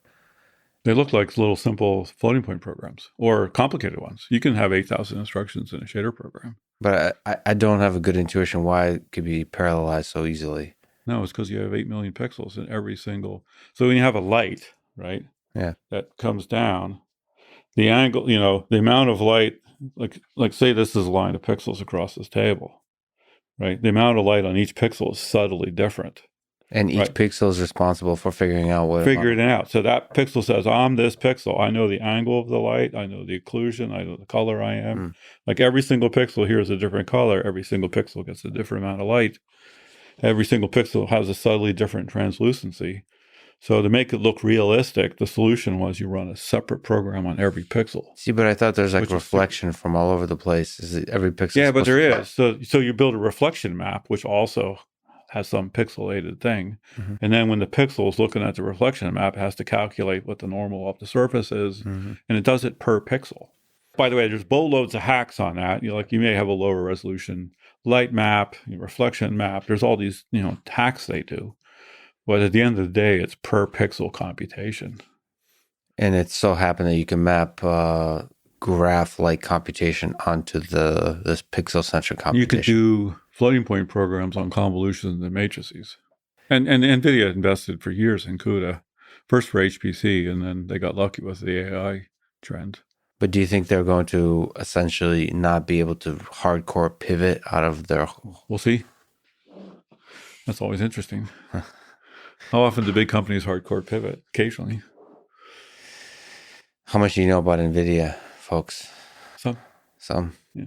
Well, I'm curious as well. Who's ultimately they've innovated several times, but they've also worked really hard on mobile. They worked really hard on radios. They're fundamentally a GPU company. Well, they tried to pivot. There's an interesting little game and play in autonomous vehicles, right? Or semi-autonomous, like playing with Tesla and so on, and seeing that's dipping a toe into that kind of pivot. They came out with this platform, which is interesting technically. Yeah. But it was like a 3,000 watt, and it was 1,000 watt, $3,000, GPU platform. I don't know if it's interesting technically. It's interesting philosophically. I technically, I don't know if it's the execution, the craftsmanship is there. I'm not sure. But I didn't get a sense. I think they were repurposing GPUs for an automotive solution. Right. It's not a real pivot. They didn't build a ground up solution. Right. Like the chips inside Tesla are pretty cheap. Like Mobileye has been doing this. They're doing the classic work from the simplest thing. Yeah. They were building 40 square millimeter chips. And NVIDIA, their solution had two 800 millimeter chips and two 200 millimeter chips, and like boatloads of really expensive DRAMs, and it's a really different approach. So Mobileye fit the, let's say, automotive cost and form factor, and then they added features as it was economically viable. And NVIDIA said, take the biggest thing and we're going to go make it work. And that's also influenced like Waymo. There's a whole bunch of autonomous startups where they have a 5,000 watt server in their trunk, right? But that's because they think, well, 5,000 watts and $10,000 is okay because it's replacing a driver. Elon's approach was that port has to be cheap enough to put it in every single Tesla, whether they turn on autonomous driving or not. And Mobileye was like, we need to fit in the BOM and cost structure that car companies do. So they may sell you a GPS for $1,500, but the BOM for that's like $25. Well, and for Mobileye, it seems like neural networks were not first-class citizens. Like the computation, they didn't start out as a... Yeah, it was a CV problem. Yeah. They did classic CV and found stoplights and lines. And they were really good at it. Yeah, and they never, I mean, I don't know what's happening now, but they never fully pivoted. I mean, it's the NVIDIA thing. And then as opposed to, so if you look at the new Tesla work, it's like neural networks from the ground up, right? Yeah, and even Tesla started with a lot of CV stuff in it, and Andrej's basically been eliminating it. Move everything into the network. So this isn't like confidential stuff, but you sitting on a porch, looking over the world, looking at the work that Andrej is doing, that Elon's doing with Tesla Autopilot. Do you like the trajectory of where things are going on the hardware side? They're making serious progress. I like the videos of people driving the beta stuff. Like it's taken some pretty complicated intersections and all that, but it's still an intervention per drive. I mean, I have Autopilot, the current Autopilot, my Tesla. I use it every day. Do you have full self-driving beta or no? No. So you like where this is going? They're making progress. It's taken longer than anybody thought. My wonder is hardware 3, is it enough computing, off by 2, off by 5, off by 10, off by 100? Yeah. And I thought it probably wasn't enough, but they're doing pretty well with it now. Yeah. And one thing is the data set gets bigger, the training gets better. And then there's this interesting thing is you sort of train and build an arbitrary size network that solves the problem. And then you refactor the network down to the thing that you can afford to ship. Right. So the goal isn't to build a network that fits in the phone. It's to build something that actually works. And then how do you make that most effective on the hardware you have? And they seem to be doing that much better than a couple of years ago. Well, the one really important thing is also what they're doing well is how to iterate that quickly, which means like it's not just about one-time deployment of one building. It's constantly iterating the network and trying to automate as many steps as possible, right? Yeah. And that's actually the principles of the software 2.0, like you mentioned with Andrej, is it's not just, I mean, I don't know what his description of software 2.0 is, if it's just high-level philosophical or there's specifics, but the interesting thing about what that actually looks in the real world is it's that what I think Andrej calls the data engine. It's like, it's the iterative improvement of the thing. Yeah. You have a neural network that does stuff, fails on a bunch of things, and learns from it over and over and over. So you're constantly discovering edge cases. So it's very much about like data engineering, like figuring out. It's kind of what you were talking about with TensorTorrent. Is you have the data landscape. You have to walk along that data landscape in a way that that's constantly improving the neural network, and that feels like that's the central piece that they're trying to solve. And there's two pieces of it. Like you find edge cases that don't work, and then you define something that goes get you data for that. But then the other constraint is whether you have to label it or not. Like the amazing thing about like the GPT-3 stuff is it's unsupervised. Yep. So there's essentially infinite amount of data. Now there's obviously infinite amount of data available from cars of people successfully driving. But the current pipelines are mostly running on labeled data, which is human limited. So when that becomes unsupervised, right, it'll create unlimited amount of data, which then they'll scale. Now the networks that may use that data might be way too big for cars, but then there'll be the transformation from now I have unlimited data, I know exactly what I want. Now can I turn that into something that fits in the car? And that process is going to happen all over the place. Every time you get to the place where you have unlimited data, and that's what Software 2.0 is about, unlimited data training networks to do stuff without humans writing code to do it. And ultimately also trying to discover, like you're saying, the self-supervised formulation of the problem. So the unsupervised formulation of the problem. Like, in driving, there's this really interesting thing, which is you look at a scene that's before you and you have data about what a successful human driver did in that scene, 1 second later. Mm-hmm. It's a little piece of data that you can use just like with GPT-3 as training. Mm-hmm. Currently, even though Tesla says they're using that, it's an open question to me. How far can you solve all of driving with just that self-supervised piece of data? I think that's what Common AI is doing. That's what Common AI is doing. But the question is how much data. So what Common AI doesn't have is as good of a data engine, for example, as Tesla does. That's where the organization of the data. As far as I know, I haven't talked to George, but they do have the data. The question is how much data is needed, because we say infinite very loosely here. No. It's and then the other question, which you said, I don't know if you think it's still an open question, is are we on the right order of magnitude for the compute necessary? Yeah. That is it like what Elon said, this chip that's in there now is enough to do full self-driving, or do we need another order of magnitude? And I think nobody actually knows the answer to that question. I like the confidence that Elon has, but yeah, we'll see. And there's another funny thing is you don't learn to drive with infinite amounts of data. Right. You learn to drive with an intellectual framework that understands physics and color and horizontal surfaces and laws and roads and all your experience from manipulating your environment.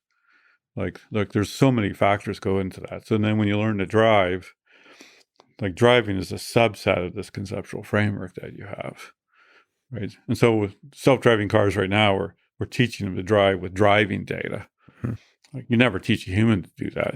You teach a human all kinds of interesting things, like language, like don't do that, watch out, there's all kinds of stuff going on. Well, this is where I think previous time we talked about where you poetically disagreed with my naive notion about humans. I just think that humans will make this whole driving thing really difficult. All right. I said humans don't move that slow. It's a ballistics problem. Humans are a ballistics problem, which is like poetry to me. It's very possible that in driving they're indeed purely a ballistics problem. I think that's probably the right way to think about it. But they still continue to surprise me. Those damn pedestrians, the cyclists, other humans in other cars, but it's going to be one of these compensating things. So like when you're driving, you have an intuition about what humans are going to do, but you don't have 360 cameras and radars, and you have an attention problem. So so the self-driving car comes in with no attention problem, 360 cameras, right? A bunch of other features. Yeah. So they'll wipe out a whole class of accidents, right? And emergency braking with radar, and especially as it gets AI enhanced, will eliminate collisions. Yeah. Right. But then you have the other problems of these unexpected things where, you think your human intuition is helping, but then the cars also have, a set of hardware features that you're not even close to. And the key thing, of course, is if you wipe out a huge number of kind of accidents, then it might be just way safer than a human driver, even if humans are still a problem. That's hard to figure out. That's probably what will happen. Is autonomous cars will have a small number of accidents humans would have avoided, but they'll get rid of the bulk of them. What do you think about like Tesla's Dojo efforts? Or it can be bigger than Tesla in general. It's kind of like the tense torrent trying to innovate. Like this is the dichotomy. Like should a company try to from scratch build its own neural network training hardware? Well, first, I think it's great. So we need lots of experiments, right? And there's lots of startups working on this, and they're pursuing different things. I was there when we started Dojo, and it was sort of like, what's the unconstrained computer solution to go do very large training problems? Yeah. And then there's fun stuff like, we said, well, we have this 10,000 watt board to cool. Well, you go talk to guys at SpaceX, and they think 10,000 watts is a really small number, not a big number. Yeah. And there's brilliant people working on it. I'm curious to see how it'll come out. I couldn't tell you, I know it pivoted a few times since I left. So the cooling does seem to be a big problem. I do like what Elon said about it, which is like, we don't want to do the thing unless it's way better than the alternative, whatever the alternative is. So it has to be way better than like racks of GPUs. Yeah. Right. And the other thing is just like, the Tesla autonomous driving hardware, it was only serving one software stack. Mm-hmm. And the hardware team and the software team were tightly coupled. If you're building a general purpose AI solution and there's so many different customers with so many different needs. Now, something Andrej said is, I think this is amazing. 10 years ago, like vision, recommendation, language were completely different disciplines. Mm-hmm. He said the people literally couldn't talk to each other. And 3 years ago, it was all neural networks, but they're very different neural networks. Mm-hmm. And recently it's converging on one set of networks. They vary a lot in size. Obviously, they vary in data, vary in outputs, but the technology has converged a good bit. Yeah, these transformers behind GPT-3, it seems like they could be applied to video, they could be applied to a lot of, and it's like, and they're all really simple. And it was like to literally replace letters with pixels. Yeah. It does vision. It's amazing. So. And then size actually improves the thing. So the bigger it gets, the more compute you throw at it, the better it gets. And the more data you have, the better it gets. So then you start to wonder, well, is that a fundamental thing, or is this just another step to some fundamental understanding about this kind of computation, which is really interesting. Us humans don't want to believe that kind of thing will achieve conceptual understanding, as you were saying. Like, you'll figure out physics, but maybe it will. Maybe. Probably will. Well, it's worse than that. It'll understand physics in ways that we can't understand. I liked your Stephen Wolfram talk where he said, there's 3 generations of physics. There was physics by reasoning. Well, big things should fall faster than small things, right? That's reasoning. Yeah. And then there's physics by equations. Like, but the number of programs in the world that are solved with a single equation is relatively low. Almost all programs have, more than one line of code, maybe 100 million lines of code. Yeah. So he said that now we're going to physics by equation, which is his project, which is cool. Mm-hmm. I might point out that there was two generations of physics before reasoning. Habit, like all animals, know things fall, and birds fly, and predators know how to solve a differential equation to cut off a accelerating curving animal path. Yeah. And then there was the gods did it, right? So right, so there's 5 generations now. Software 2.0 says programming things is not the last step. Data. So there's going to be a physics past Stevens Wolfram's that's not explainable to us humans. And actually, there's no reason that I can see that's the limit.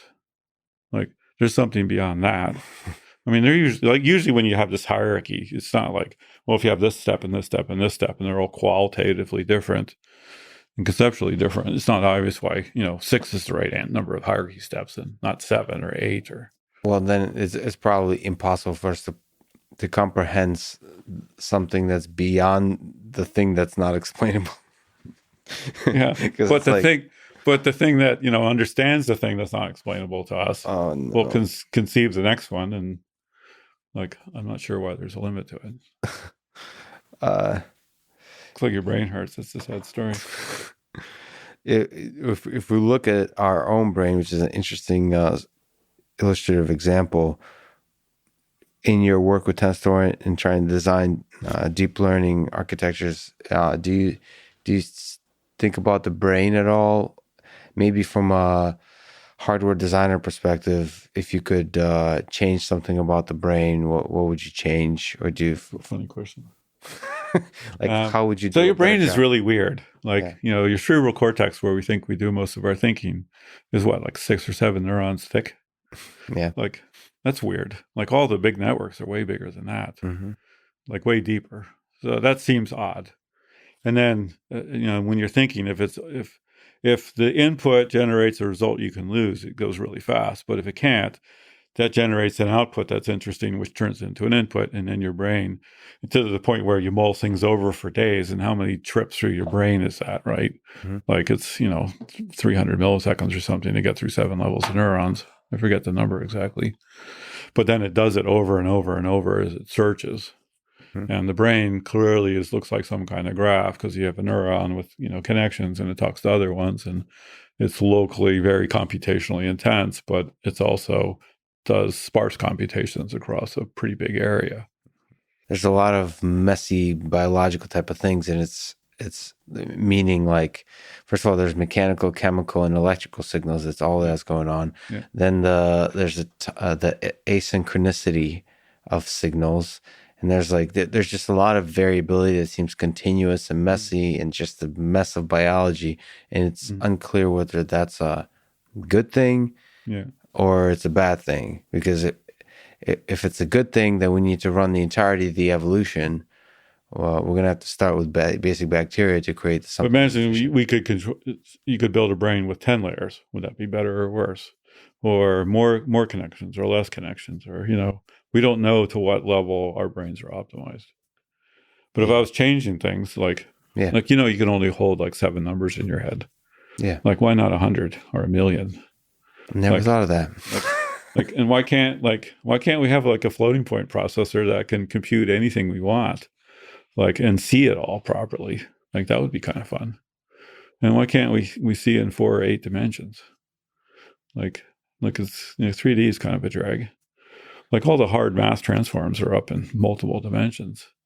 So there's you could imagine a brain architecture that you could enhance with a whole bunch of features that would be really useful for thinking about things. It's possible that the limitations you're describing are actually essential for, like, the constraints are essential for creating, like, the depth of intelligence, like that, the ability to reason.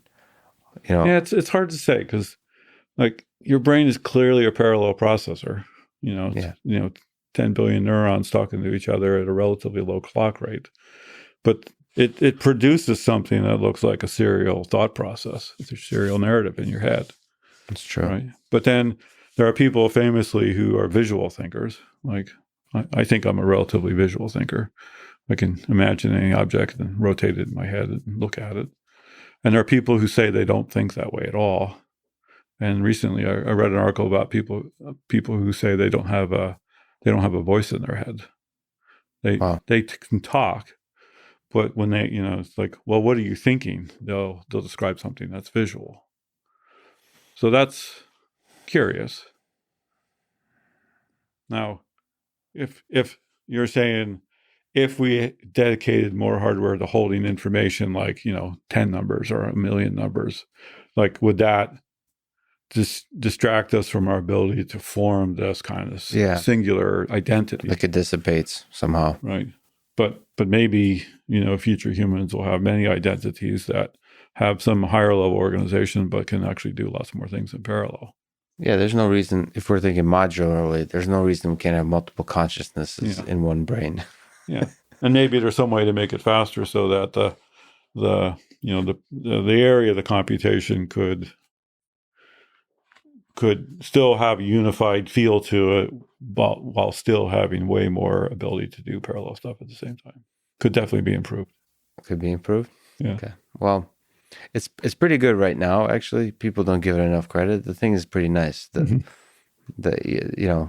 fact that the right ends seem to be give a nice, like, spark of beauty to the whole experience. So I don't know if it can be improved easily. It could be more beautiful. I don't know how. What do you mean? What do you mean how? All the ways you can't imagine. No, but that's the whole point. I wouldn't be able to imagine the fact that I can imagine ways in which it could be more beautiful means So that do you know Ian Banks, his stories? I So yeah the super smart AIs there mostly live in the world of what they call infinite fun, because they can create arbitrary worlds. yeah So they interact in, the story has it, they interact in the normal world, and they're very smart and they can do all kinds of stuff. And, a given mind can, talk to a million humans at the same time because we're very slow. And for reasons, artificial of the story, they're interested in people and doing stuff, but they mostly live in this other land of thinking. my inclination is to think that the ability to create infinite fun will not be so fun. That's sad. Why Well, there's so many things to do. Imagine being able to make a star, move planets around. yeah, yeah. But because we can imagine that is why life is fun. If we actually were able to do it, it'd be a slippery slope where fun wouldn't even have a meaning because we just consistently desensitize ourselves by the infinite amounts of fun we're having. And the sadness, the dark stuff is what makes it fun. I think. Maybe That could be the Russian. it could be the fun makes it fun, and the sadness makes it bittersweet. Yeah, that's true. Fun could be the thing that makes it fun. So, what do you think about the expansion, not through the biology side, but through the BCI, the brain-computer interfaces? Yeah, you got a chance to check out the Neuralink stuff. It's super interesting. Like humans like our thoughts to manifest as action. Like as a kid, like shooting a rifle was super fun. Driving a mini bike, doing things. Mm-hmm. And then computer games, I think, for a lot of kids became the thing where they can do what they want. They can fly a plane, they can do this, right? But you have to have this physical interaction. Now imagine, you could just imagine stuff and it happens, right? Like really richly and interestingly. Like we kind of do that when we dream. Like dreams are funny because like if you have some control or awareness in your dreams, like it's very realistic looking or not realistic, depends on the dream, but you can also manipulate that. And what's possible there is odd, and the fact that nobody understands it's hilarious. But Do you think it's possible to expand that capability through computing? sure. Is there some interesting, so from a hardware designer perspective, do you think it'll present totally new challenges in the kind of hardware required so this hardware isn't standalone computing. Well, It's networking with the brain. So today, computer games are rendered by GPUs. Right. Right. So, but you've seen the GAN stuff. Yeah. Right. Where trained neural networks render realistic images, but there's no pixels, no triangles, no shaders, no light maps, no nothing. Mm-hmm. So the future of graphics is probably AI. Right. Yes. Now that AI is heavily trained by lots of real data. Right. So if you have an interface with a AI renderer, right? So if you say render a cat, it won't say, well, how tall is the cat and how big, it'll render a cat. And you might say, well, a little bigger, a little smaller, make it a tabby, shorter hair, like you could tweak it. Like the amount of data you'll have to send to interact with a very powerful AI renderer could be low. But the question is, for brain-computer interfaces would need to render not onto a screen, but render onto the brain. And like directly, so that there's a bandwidth. Well, it could do it both ways. I mean, our eyes are really good sensors. It could render onto a screen, and we could feel like we're participating in it. They're gonna have like the Oculus kind of stuff. It's going to be so good when it projects into your eyes, you think it's real. They're slowly solving those problems, and I suspect when the renderer of that information into your head is also AI mediated, they'll be able to give you the cues that you really want for depth and all kinds of stuff. Like your brain is partly faking your visual field, right? Like your eyes are twitching around, but you don't notice that. Occasionally they blank, you don't notice that. There's all kinds of things like you think you see over here, but you don't really see there. Yeah. It's all fabricated. Yeah. So Yeah, peripheral vision is fascinating. So if you have an AI renderer that's trained to understand exactly how you see and the kind of things that enhance the realism of that experience, could be super real, actually. So I don't know what the limits to that are. But obviously, if we have a brain interface that goes inside your visual cortex in a better way than your eyes do, which is possible, it's a lot of neurons. Yeah. Maybe that'll be even cooler. Well, the really cool thing is it has to do with the infinite fun that you're referring to, which is our brains seem to be very limited, and like you said, computations Also very plastic. Very plastic, yeah. Yeah, so it's a interesting combination. The interesting open question is the limits of that neuroplasticity. Like how flexible is that thing? Because we haven't really tested it. We know about that experiments where they put like a pressure pad on somebody's head and had a visual transducer pressurize it, and somebody slowly learned to see. Yep. It's especially at a young age, if you throw a lot at it, like what can it completely? So can you like arbitrarily expand it with computing power? So connected to the internet directly somehow? Yeah, the answer is probably yes. So the problem with biology and ethics is like there's a mess there. Like us humans are perhaps unwilling to take risks into directions that are full of uncertainty. So it's 90% of the population is unwilling to take risks. The other 10% is rushing into the risks, unaided by any infrastructure whatsoever, and and that's where all the fun happens in society. There's been huge transformations, in the last couple thousand years. Yeah, it's funny. I mean, I got a chance to interact with this Matthew Johnson from Johns Hopkins. He's doing this large scale study of psychedelics.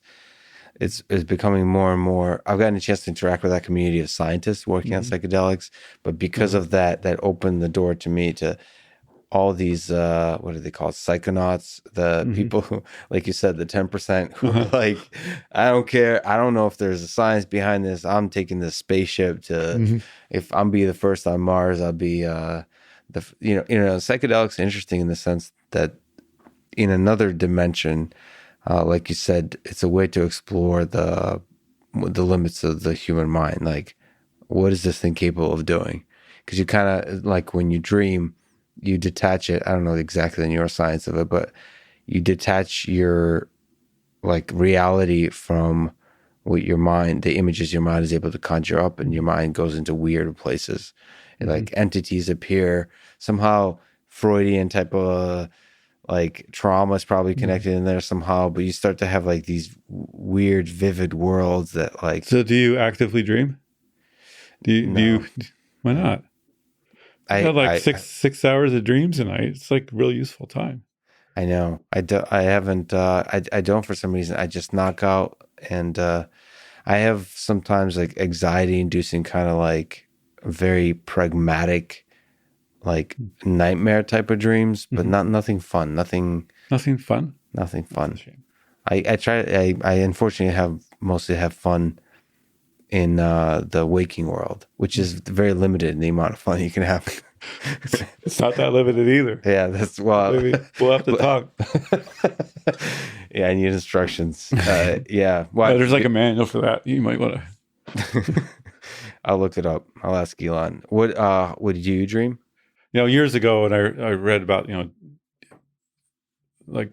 book about how to have, become aware in your dreams. I worked on it for a while. Like there's this trick about, imagine you can see your hands and look out, and I got somewhat good at it. Like, but mostly when I'm thinking about things or working on problems, I prep myself before I go to sleep. It's like I pull into my mind all the things I want to work on or think about. And then that, let's say, greatly improves the chances that I'll work on that while I'm sleeping. And then I also, basically ask to remember it. And I often remember very detailed within the dream, yeah, or outside the dream. Well, to bring it up in my dreaming and then to remember it when I wake up. It's just it's more of a meditative practice. to say, to prepare yourself to do that. Like if you go to sleep still gnashing your teeth about some random thing that happened that you're not that really interested in, you'll dream about it. That's really interesting. Maybe, but you can direct your dreams somewhat by prepping. I'm going to have to try that. It's really interesting. Like the interesting, not like, what did this guy send in an email, kind of like stupid worry stuff, but like fundamental problems you're actually concerned about and prepping. And interesting things you're worried about, or books you're reading, or, some great conversation you had, or some adventure you want to have. Like there's a lot of space there. And it seems to work that, my percentage of interesting dreams and memories went up. Is that the source of, if you were able to deconstruct like where some of your best ideas came from, is there a process that's at the core of that? Yeah, like, so some people, walk and think. Some people, like in the shower, the best ideas hit them. If you talk about like Newton, Apple hitting him on the head. No, I found out a long time ago. I process things somewhat slowly. So, like in college, I had friends who could study at the last minute, get an A the next day. I can't do that at all. So I always front loaded all the work. Like I do all the problems early. For finals, like the last 3 days, I wouldn't look at a book because I want, because like a new fact the day before finals may screw up my understanding of what I thought I knew. So my goal was to always get it in. And give it time to soak. And I used to, I remember when we were doing like 3D calculus, I would have these amazing dreams of 3D surfaces with normal, calculating the gradient, and this is like all come up. It was like really fun, like very visual. And if I got cycles of that was useful. And the other is don't over filter your ideas. Like I like that process of brainstorming where lots of ideas can happen. I like people who have lots of ideas. And then just let them sit. Then I'll let them sit and let it breathe a little bit. And then reduce it to practice. Like at some point you really have to, does it really work? Like, is this real or not? Right. But you have to do both. There's creative tension there. Like how do you be both open and, precise? Have you had ideas that sit in your mind for like years before the... Sure. It's an interesting way to just generate ideas and just let them sit. Let them sit there for a while. I think I have a few of those ideas. That was so funny. Yeah, I think that's, creativity discipline or something. For the slow thinkers in the room, I suppose. Because some people, like you said, are just like it's really interesting. There's so much diversity in how people think. Yeah. How fast or slow they are, how well they remember or don't. Like, I'm not super good at remembering facts, but processes and methods. Like in our engineering, I went to Penn State, and almost all our engineering tests were open book. I could remember the page and not the formula. But as soon as I saw the formula, I could remember the whole method if I'd learned it. Yeah. So it's a funny. Where some people could, I just watched friends like flipping through the book trying to find the formula, even knowing that they'd done just as much work. And I would just open the book. And I was on page 27, bottom half. I could see the whole thing visually. Yeah. And, And you have to learn that about yourself and figure out how to function optimally.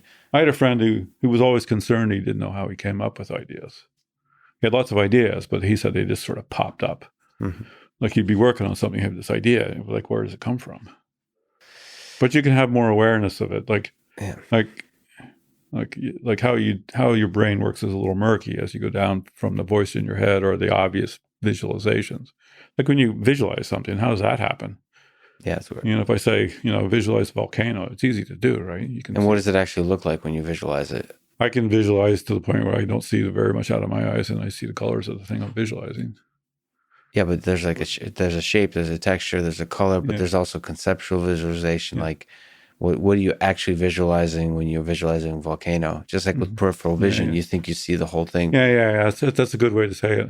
Yeah, you have this kind of almost peripheral vision of your visualizations. They're like these ghosts. But if you work on it, you can get a pretty high level of detail. And somehow you can walk along those visualizations and come up with an idea, which is weird. But when you're thinking about solving problems, like you're putting information in, you're exercising the stuff you do know, you're sort of teasing the area that's you don't understand and don't know, but you can almost, feel, that process happening. That's how I like I know sometimes when I'm working really hard on something, like I get really hot when I'm sleeping, and it's like all the blankets I wake up, all the blankets are on the floor, and every time I wake up and think, wow, that was great. Are you able to reverse engineer what the hell happened there? Oh, sometimes it's vivid dreams, and sometimes it's this kind of, like you say, like shadow thinking, that you sort of have this feeling you're going through this stuff, but it's not that obvious. Isn't that so amazing that the mind just does all these little experiments? I never, I always thought it's like a river that you're just there for the ride. But you're right. If you prep it, no, maybe it's all understandable. Meditation really helps. You got to start figuring out. You need to learn the language of your own mind, and there's multiple levels of it. But the abstractions again, right? It's somewhat comprehensible and observable and feelable, or whatever the right word is. You're not along for the ride. You are the ride. I have to ask you, hardware engineer working on neural networks now, what's consciousness? What the hell is that thing? Is that just some little weird quirk of our particular computing device, or is it something fundamental that we really need to crack open if we're to build like good computers? Do you ever think about consciousness? Like why it feels like something to be? I know it's really weird. So yeah. I mean, everything about it's weird. First, it's a half a second behind reality. Yeah. Right? It's a post hoc narrative about what happened. You've already done stuff by the time you're conscious of it. And your consciousness generally is a single-threaded thing, but we know your brain is 10 billion neurons running some crazy parallel thing. And there's a really big sorting thing going on there. It also seems to be really reflective in the sense that you create a space in your head, right? Like we don't really see anything, right? Like photons hit your eyes, it gets turned into signals, it goes through multiple layers of neurons. Like I'm so curious that that looks glassy and that looks not glassy. Like how the resolution of your vision is so high, you had to go through all this processing. Yeah. Where for most of it looks nothing like vision. Right. Like there's no theater in your mind, right? So we have a world in our heads. We're literally just isolated behind our sensors, but we can look at it, speculate about alternatives, problem solve, what if, there's so many things going on, and that process is lagging reality. And it's single-threaded, even though the underlying thing is like massively parallel. So it's so curious. So imagine you're building an AI computer. If you wanted to replicate humans, well, you'd have huge arrays of neural networks, and apparently only 6 or 7 deep, which is hilarious. They don't even remember 7 numbers, but I think we can upgrade that a lot, right? And then somewhere in there, you would train the network to create basically the world that you live in, right? So like tell stories to itself about the world that it's perceiving. Well, create the world, tell stories in the world, and then have many dimensions of, like sideshows to it. Like we have an emotional structure, like we have a biological structure, and that seems hierarchical too. Like if you're hungry, it dominates your thinking. If you're mad, it dominates your thinking. And we don't know if that's important to consciousness or not, but it certainly disrupts, intrudes in the consciousness. So there's lots of structure to that. And we like to dwell on the past. We like to think about the future. We like to imagine. We like to fantasize, right? And the somewhat circular observation of that is the thing we call consciousness. Now, if you created a computer system that did all things, created worldviews, created future alternate histories, dwelled on past events, accurately or semi-accurately, it's will consciousness just spring up like naturally? Well, would that look and feel conscious to you? Like you seem conscious to me, but I don't. External observer sense. Do you think a thing that looks conscious is conscious? Like, do you, again, this is like an engineering kind of question, I think, because, like, I don't know. if we want to engineer consciousness, is it okay to engineer something that just looks conscious? Or is there a difference between Well, we something that evolve is, consciousness because it's a super effective way to manage our affairs, yeah, right? it's a social element, yeah. Well, it gives us a planning system. We have a huge amount of stuff. Like when we're talking, Yeah. like the reason we can talk really fast is we're modeling each other at a really high level of detail. And consciousness is required for that. Right. And well, all those components together manifest consciousness, right? So if we make intelligent beings that we want to interact with, that we're like, wondering what they're thinking, looking forward to seeing them, when they interact with them, they're interesting, surprising, fascinating, they will probably feel conscious like we do, and we'll perceive them as conscious. I don't know why not, but you never know. Another fun question on this, because from a computing perspective, we're trying to create something that's human-like or superhuman-like. Let me ask you about aliens. Aliens. Do you think there's intelligent alien civilizations out there, and do you think their technology, their computing, their AI bots, their chips are of the same nature as ours? Yeah, I have no idea. I mean, if there's lots of aliens out there, they've been awfully quiet. There's speculation about why. There seems to be more than enough planets out there. There's a lot. Yeah. There's intelligent life on this planet that seems quite different. Dolphins seem like plausibly understandable. Octopuses don't seem understandable at all. If they live longer than a year, maybe they would be running the planet. They seem really smart. And their neural architecture is completely different than ours. Now, who knows how they perceive things? I mean, that's the question, is for us intelligent beings, we might not be able to perceive other kinds of intelligence if they become sufficiently different than us. So yeah, we can understand we dolphins. live in the current constrained world that, it's three-dimensional geometry, and the geometry defines a certain amount of physics. And, there's like how time seems to work. Like there's so many things that seem like a whole bunch of the input parameters to the, another conscious being are the same. Yes. Like if it's biological things seem to be in a relatively narrow temperature range, right? Because, organics aren't stable, too cold or too hot.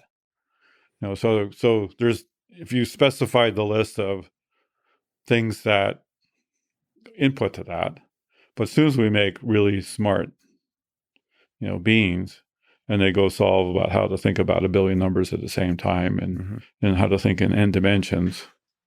There's a funny science fiction book where all the society had uploaded into this matrix. And at some point, some of the beings in the matrix thought, I wonder if there's intelligent life out there. So they had to do a whole bunch of work to figure out like how to make a physical thing, because their matrix was self-sustaining. And they made a little spaceship and they traveled to another planet. When they got there, there was like life running around, but there was no intelligent life. And then they figured out that there was these huge, organic matrix all over the planet. Inside there were intelligent beings that had uploaded themselves into that matrix. So everywhere intelligent life was, soon as it got smart, it up-leveled itself into something way more interesting than 3D geometry. And yeah, it escaped whatever this. Not escaped. Up-level is better. Yeah. The essence of what we think of as an intelligent being. I tend to like the thought experiment of the organism, like humans aren't the organisms. I like the notion of like Richard Dawkins and memes that ideas themselves are the organisms, like that are just using our minds to evolve. So like we're just like meat receptacles for ideas to breed and multiply and so on. And and maybe those are the aliens. Yeah. So Jordan Peterson has a line that says, you think you have ideas, but ideas have you. Yeah. Right. Good line. Which, and then we know about the phenomenon of groupthink, and there's so many things that constrain us. But I think you can examine all that and not be completely owned by the ideas and completely sucked into groupthink. Mm. And part of your responsibility as a human is to escape that kind of phenomena, which isn't, it's one of the creative tension things again. You're constructed by it, but you can still observe it and you can think about it and you can make choices about, to some level, how constrained you are by it. And, it's useful to do that. And, but there, at the same time, and it could be by doing that, the group in society you're part of becomes collectively even more interesting. Mm-hmm. So, so the outside observer will think, wow, all these Lexes running around with all these really independent ideas have created something even more interesting in the aggregate. So I don't know. Those are lenses to look at the situation But that give you some inspiration, but I don't think they're constraints. Right. You As a small little quirk of history, it seems like you're related to Jordan Peterson, like you mentioned. He's going through some rough stuff now. Is there some comment you can make about the roughness of the human journey, the ups and downs? Well, I became an expert in benzo withdrawal, which is you took benzodiazepines, and at some point they interact with GABA circuits, to reduce anxiety and do 100 other things. Like there's actually no known list of everything they do because they interact with so many parts of your body. And then once you're on them, you habituate to them, and you have a dependency. It's not like you're a drug dependency where you're trying to get high. It's a metabolic dependency. And then if you discontinue them, there's a funny thing called kindling, which is if you stop them and then go, you'll have a horrible withdrawal symptoms. If you go back on them at the same level, you won't be stable. And that unfortunately happened to him.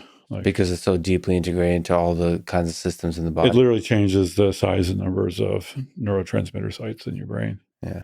So there's a process called the Ashton protocol where you taper it down slowly over 2 years. The people go through unbelievable hell. And what Jordan went through seemed to be worse because he, on advice of doctors, well, stop taking these and take this. It was a disaster. And he got some, it was pretty tough. He seems to be doing quite a bit better intellectually. You can see his brain clicking back together. I spent a lot of time with him. I've never seen anybody suffer so much.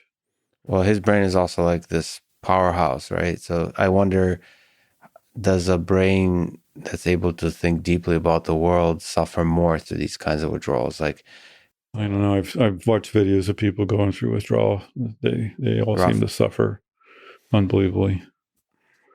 And, my heart goes out to everybody. And there's some funny math about this. Some doctor said, as best he can tell, there's the standard recommendation is don't take them for more than a month and then taper over a couple of weeks. Many doctors prescribe them endlessly, which is against the protocol, but it's common, right? And then something like 75% of people, when they taper, it's, half the people have difficulty, but 75% get off okay. 20% have severe difficulty and 5% have life-threatening difficulty. And if you're one of those, it's really bad. And the stories that people have on this is heartbreaking and tough. So you put some of the fault at the doctors that just not know what the hell they're doing? Oh, it's hard to say. It's one of those commonly prescribed things. Like one doctor said, what happens is if you're prescribed them for a reason and then you have a hard time getting off, the protocol basically says you're either crazy or dependent.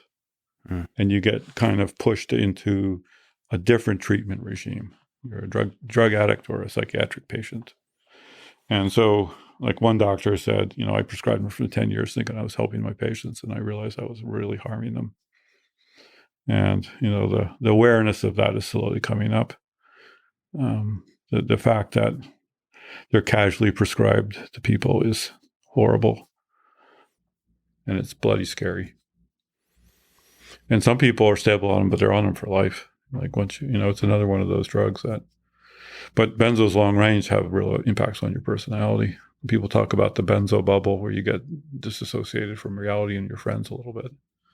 It's really terrible. The mind is terrifying. We were talking about how the infinite possibility of fun, but like it's the infinite possibility of suffering too, which is one of the dangers of like expansion of the human mind. It's like I wonder if all the possible human experiences that an intelligent computer can have, is it mostly fun or is it mostly suffering? So like if you brute force expand the set of possibilities, like are you going to run into some trouble in terms of like torture and suffering and so on? Maybe our human brain is just protecting us from much more possible pain and suffering. Maybe the space of pain is like much larger than we could possibly imagine, and that the world's in a balance. All the literature on religion and stuff is, the struggle between good and evil is balanced very finely tuned for reasons that are complicated. But that's a long philosophical conversation. Speaking of balance that's complicated, I wonder, because we're living through one of the more important moments in human history with this particular virus, it seems like pandemics have at least the ability to kill off most of the human population at their worst. Mm-hmm. And they're just fascinating because there's so many viruses in this world. There's so many, viruses basically run the world in the sense that they've been around a very long time.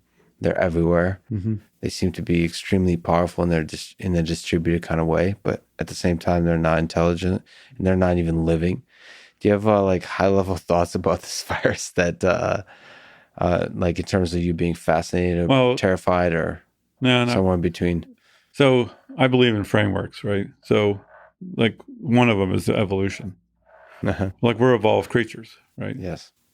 And one of the things about evolution is it's hyper competitive. And it's not competitive out of a sense of evil. It's competitive in a sense of there's endless variation, and variations that work better win. And then over time, there's so many levels of that competition. Like multicellular life partly exists because of the competition between different kinds of life forms, and we know sex partly exists to scramble our genes so that we have genetic variation against the invasion of the bacteria and the viruses, and it's endless. Like I read some funny statistic, like the density of viruses and bacteria in the ocean is really high, and 1/3 of the bacteria die every day because of viruses invading them. Like 1/3 of them. Wow. Like I don't know if that number is true, but it was like there's like the amount of competition and what's going on is stunning. And there's a theory, as we age, we slowly accumulate bacteria and viruses, and as our immune system kind of goes down, that's what slowly kills us. And it just feels so peaceful from a human perspective when we sit back and are able to have a relaxed conversation. And there's wars going on out there. Like right now, you're harboring how many bacteria? And the ones, many of them are parasites on you, and some of them are helpful, and some of them are modifying your behavior, and some of them are, it's really wild. But this particular manifestation is unusual, in the demographic how it hit, and the political response that it engendered, and the healthcare response it engendered, and the technology it engendered. It's kind of wild. Yeah, the communication on Twitter that it led every to, level, all that kind of stuff at every single level. Yeah. But what usually kills life, the big extinctions are caused by meteors and volcanoes. That's the one you're worried about, as opposed to human-created bombs that we launch. Solar flares are another good one. Occasionally solar flares hit the planet. So it's nature. Well, it's all pretty wild. On another historic moment, this is perhaps outside, but perhaps within your space of frameworks that you think about, that just happened, I guess, a couple of weeks ago, is I don't know if you're paying attention at all. Is the GameStop and WallStreetBets. That's super fun. So it's really fascinating. There's a kind of a theme to this conversation we're having today, because it's like neural networks. It's cool how there's a large number of people in a distributed way, almost having a kind of fun. We're able to take on the powerful elites, elite hedge funds, centralized powers, and overpower them. Do you have thoughts on this whole saga? I don't know enough about finance, but it was Right. like the Elon, Robinhood guy when they talked. Yeah, what'd you think about that? Well, the Robinhood guy didn't know how the finance system worked. That was clear, right? He was treating like the people who settled the transactions as a black box. Mm-hmm. And suddenly somebody called him up and said, hey, black box calling you. Your transaction volume means you need to put up $3 billion right now. And he's like, I don't have $3 billion. Like, I don't even make any money on these trades. Why do I owe $3 billion? Well, you're sponsoring a trade. So there was a set of abstractions that, I don't think either, like now he understands it. Like, this happens in chip design. Like, you buy wafers from TSMC or Samsung or Intel, and, they say it works like this, and you do your design based on that, and then chip comes back and it doesn't work. And then suddenly you start having to open the black boxes. Like, do transistors really work like they said? What's the real issue? So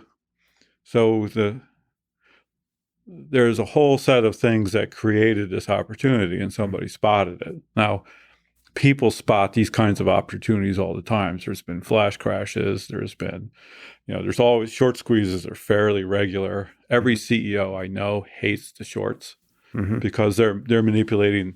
They're trying to manipulate their stock in a way that they make money, and deprive value from both this, the company and the investors. So the fact that some of these stocks were so short, it's hilarious. That this hasn't happened before. I don't know why, and I don't actually know why some serious hedge funds didn't do it to other hedge funds. And some of the hedge funds actually made a lot of money on this. Yes. So my guess is we know 5% of what really happened, and that a lot of the players don't know what happened. And the people who probably made the most money aren't the people that they're talking about. Yeah. Do you think there was something? This is the cool kind of Elon. You're the same kind of conversationalist, which is like first principles questions of like, what the hell happened? Just very basic questions of like, was there something shady going on? Who are the parties involved? It's the basic questions that everybody wants to know about. Yeah, so like we're in a very hyper-competitive world, right? But transactions like buying and selling stock is a trust event.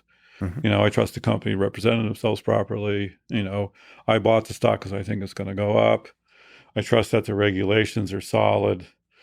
Now, inside of that, there's all kinds of places where humans overtrust, and this exposed, let's say, some weak points in the system. I don't know if it's going to get corrected. I don't know if we have close to the real story. My suspicion is we don't. Yeah. And listen to that guy. He was like a little wide-eyed about it. And then they did this, and then they did that. And it was like, I think you should know more about your business than that. But again, there's many businesses when like this layer is really stable, you stop paying attention to it. You pay attention to the stuff that's bugging you or new. Right? You don't pay attention to the stuff that just seems to work all the time. You just, the sky's blue every day, California. And every once in a while, it rains, and everybody's like, what do we do? Somebody go bring in the lawn furniture. Like, it's getting wet. We don't know why it's getting wet. Yeah, it doesn't. The sky was blue for work. like 100 days, and now it's, so. But part of the problem here with Vlad, the CEO of Robinhood, is the scaling. Is that what we've been talking about? Is there's a lot of unexpected things that happen with the scaling, and you have to be. I think the scaling forces you to then return to the fundamentals. Well, it's interesting because when you buy and sell stocks, the scaling is, the stocks don't only move in a certain range, and if you buy a stock, you can only lose that amount of money. On the short market, you can lose a lot more than you can benefit. Yeah. Like it has a weird cost function, or whatever the right word for that is. So he was trading in a market where he wasn't actually capitalized for the downside if it got outside a certain range. Now, whether something nefarious has happened, I have no idea. But at some point, the financial risk to both him and his customers was way outside of his financial capacity, and his understanding how the system worked was clearly weak, or he didn't represent himself. I don't know the person. And when I listened to him, it could have been the surprise question was like, and then these guys called, and it sounded like he was treating stuff as a black box. Maybe he shouldn't have. But maybe he has a whole pile of experts somewhere else that knew what's going on. I don't know. Yep. I mean, this is one of the qualities of a good leader is under fire, you have to perform. And that means to think clearly and to speak clearly. And he dropped the ball on those things and understand the problem, quickly learn and understand the problem at this like basic level, like what the hell happened. And my guess is, at some level it was amateurs trading against, experts / insiders / people with, special information. Outsiders versus insiders. Yeah. And the insiders, my guess is the next time this happens, we'll make money on it. The insiders always win. Well, they have more tools and more incentive. I mean, this always happens. Like the outsiders are doing this for fun. The insiders are doing this 24/7. But there's numbers in the outsiders. This is the interesting thing. Well, there's numbers on the insiders too. Like different kind of numbers. Different kind of numbers. But this could be a new era because I don't know. At least I didn't expect that a bunch of Redditors could. There's millions of people can get together. Surprise attack. The next one won't be a surprise. But don't you think the crowd, the people are planning the next attack? We'll see. But it has to be a surprise. It can't be the same game. And so it could be there's a very large number of games to play and they can be agile about it. I don't know. I'm not an expert. Right. That's a good question. The space of games, how restricted is it? Yeah. And the system is so complicated, it could be relatively unrestricted. And also, during the last couple of financial crashes, what set it off was, sets of derivative events where, Nassim Taleb's, thing is they're trying to lower volatility in the short run by creating tail events. And the systems always evolve towards that, and then they always crash. Like an S curve is the, start low, ramp, plateau, crash. It's 100% effective. In the long run. Let me ask you some advice to put on your profound hat. What there's a bunch of young folks who listen to this thing for no good reason whatsoever. Undergraduate students, maybe high school students, maybe just young folks, young at heart, looking for the next steps to take in life. What advice would you give to a young person today about life? Maybe career, but also life in general. Get good at some stuff. Well, get to know yourself, right? Get good at something that you're actually interested in. You have to love what you're doing to get good at it. You really got to find that. Don't waste all your time doing stuff that's just boring or bland or numbing. Right? Don't let old people screw you. Well, people get talked into doing all kinds of shit and racking up huge student debts and there's so much crap going on, And it drains your time and drains the Eric Weinstein, thesis that, the older generation won't let go. Yeah. And they're trapping all the young people. I think there's some truth to that. Yeah, sure. Just because you're old doesn't mean you stop thinking. I know lots of really original old people. I'm an old person. So, but you have to be conscious about it. You can fall into the ruts and then do that. I mean, when I hear young people spouting opinions that sounds like they come from Fox News or CNN, I think they've been captured by groupthink and memes and They're supposed to think on their own. So if you find yourself repeating what everybody else is saying, you're not going to have a good life. Like that's not how the world works. It seems safe, but it puts you at great jeopardy for being boring or unhappy. How long did it take you to find the thing that you have fun with? I don't know. I've been a fun person since I was pretty little. So everything. I've gone through a couple periods of depression in my life. For good reason or for the reason probably. that doesn't make any sense? Yeah. Like some things are hard. Like you go through mental transitions in high school. I was really depressed for a year. And I think I had my first midlife crisis at 26.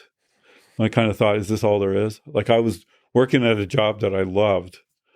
But I was going to work and all my time was consumed. What's the escape out of that depression? What's the answer to is this all there is? Well, a friend of mine, I asked him because he was working his ass off. I said, "What's your work-life balance like?" There's, work, friends, family, personal time. Are you balancing in that? And he said, work 80%, family 20%. And I try to find some time to sleep. Like there's no personal time. There's no passionate time. Like young people are often passionate about work. So, and I was certainly like that. But you need to have some space in your life for different things. And that creates that makes you resistant to the whole the deep dips into depression kind of thing. Yeah, well, you have to get to know yourself too. Meditation helps. Something physically intense helps. Like the weird places your mind goes kind of thing. Like, and why does it happen? Why do you do what you do? Like triggers, like the things that cause your mind to go to different places kind of thing, or like events, like your triggering. Upbringing, for better or worse, whether your parents are great people or not, you come into adulthood with all kinds of emotional burdens. Yeah. And you can see some people are so bloody stiff and restrained, and they think, the world's fundamentally negative, like you maybe. That you have unexplored territory. Yeah. Or you're afraid of something. Definitely afraid of quite a few things. Then you got to go face them. like what's the worst thing that can happen? You're going to die, right? Yeah. Like that's inevitable. You might as well get over that. Like 100% death rate. Like people are worried about the virus, but the human condition is pretty deadly. There's something about embarrassment I've competed a lot in my life, and I think if I'm too introspective, the thing I'm most afraid of is being like humiliated. I think. Really? And nobody cares about that. Look, you're the only person on the planet that cares about you being humiliated. Yeah, exactly. It's like a really useless thought. It is. It's like you're all humiliated. Something happened in a room full of people, and they walk out, and they didn't think about it one more second. Or maybe somebody told a funny story to somebody else, and then it dissipates it throughout. Yeah, yeah. No, I know it too. I mean, I've been really embarrassed about shit that nobody cared about myself. Yeah, it's a funny thing. So the worst thing ultimately is just but that's a cage, and then you have to get out of it. Yeah. Like here's the thing: once you find something like that, you have to be determined to break it, because otherwise you'll just so you accumulate that kind of junk, and then you die as a mess. So the goal, I guess, it's like a cage within a cage. I guess the goal is to die in the biggest possible cage. Well, ideally, you'd have no cage. Wow. People do get enlightened. I've met a few. It's great. You found a few? There's a few out there? I don't know. Of course there are. Either that or they have, it's a great sales pitch. There's like enlightened people write books and doing all kinds of stuff. It's a good way to sell a book. I'll give you that. You've never met somebody you just thought, they just kill me. Like they just, like mental clarity, humor. No, 100%. But I just feel like they're living in a bigger cage. They have their own. You still think there's a cage? There's still a cage. You secretly suspect there's always a cage. There's nothing outside the universe. There's nothing outside the cage. You worked at a bunch of companies. You led a lot of amazing teams.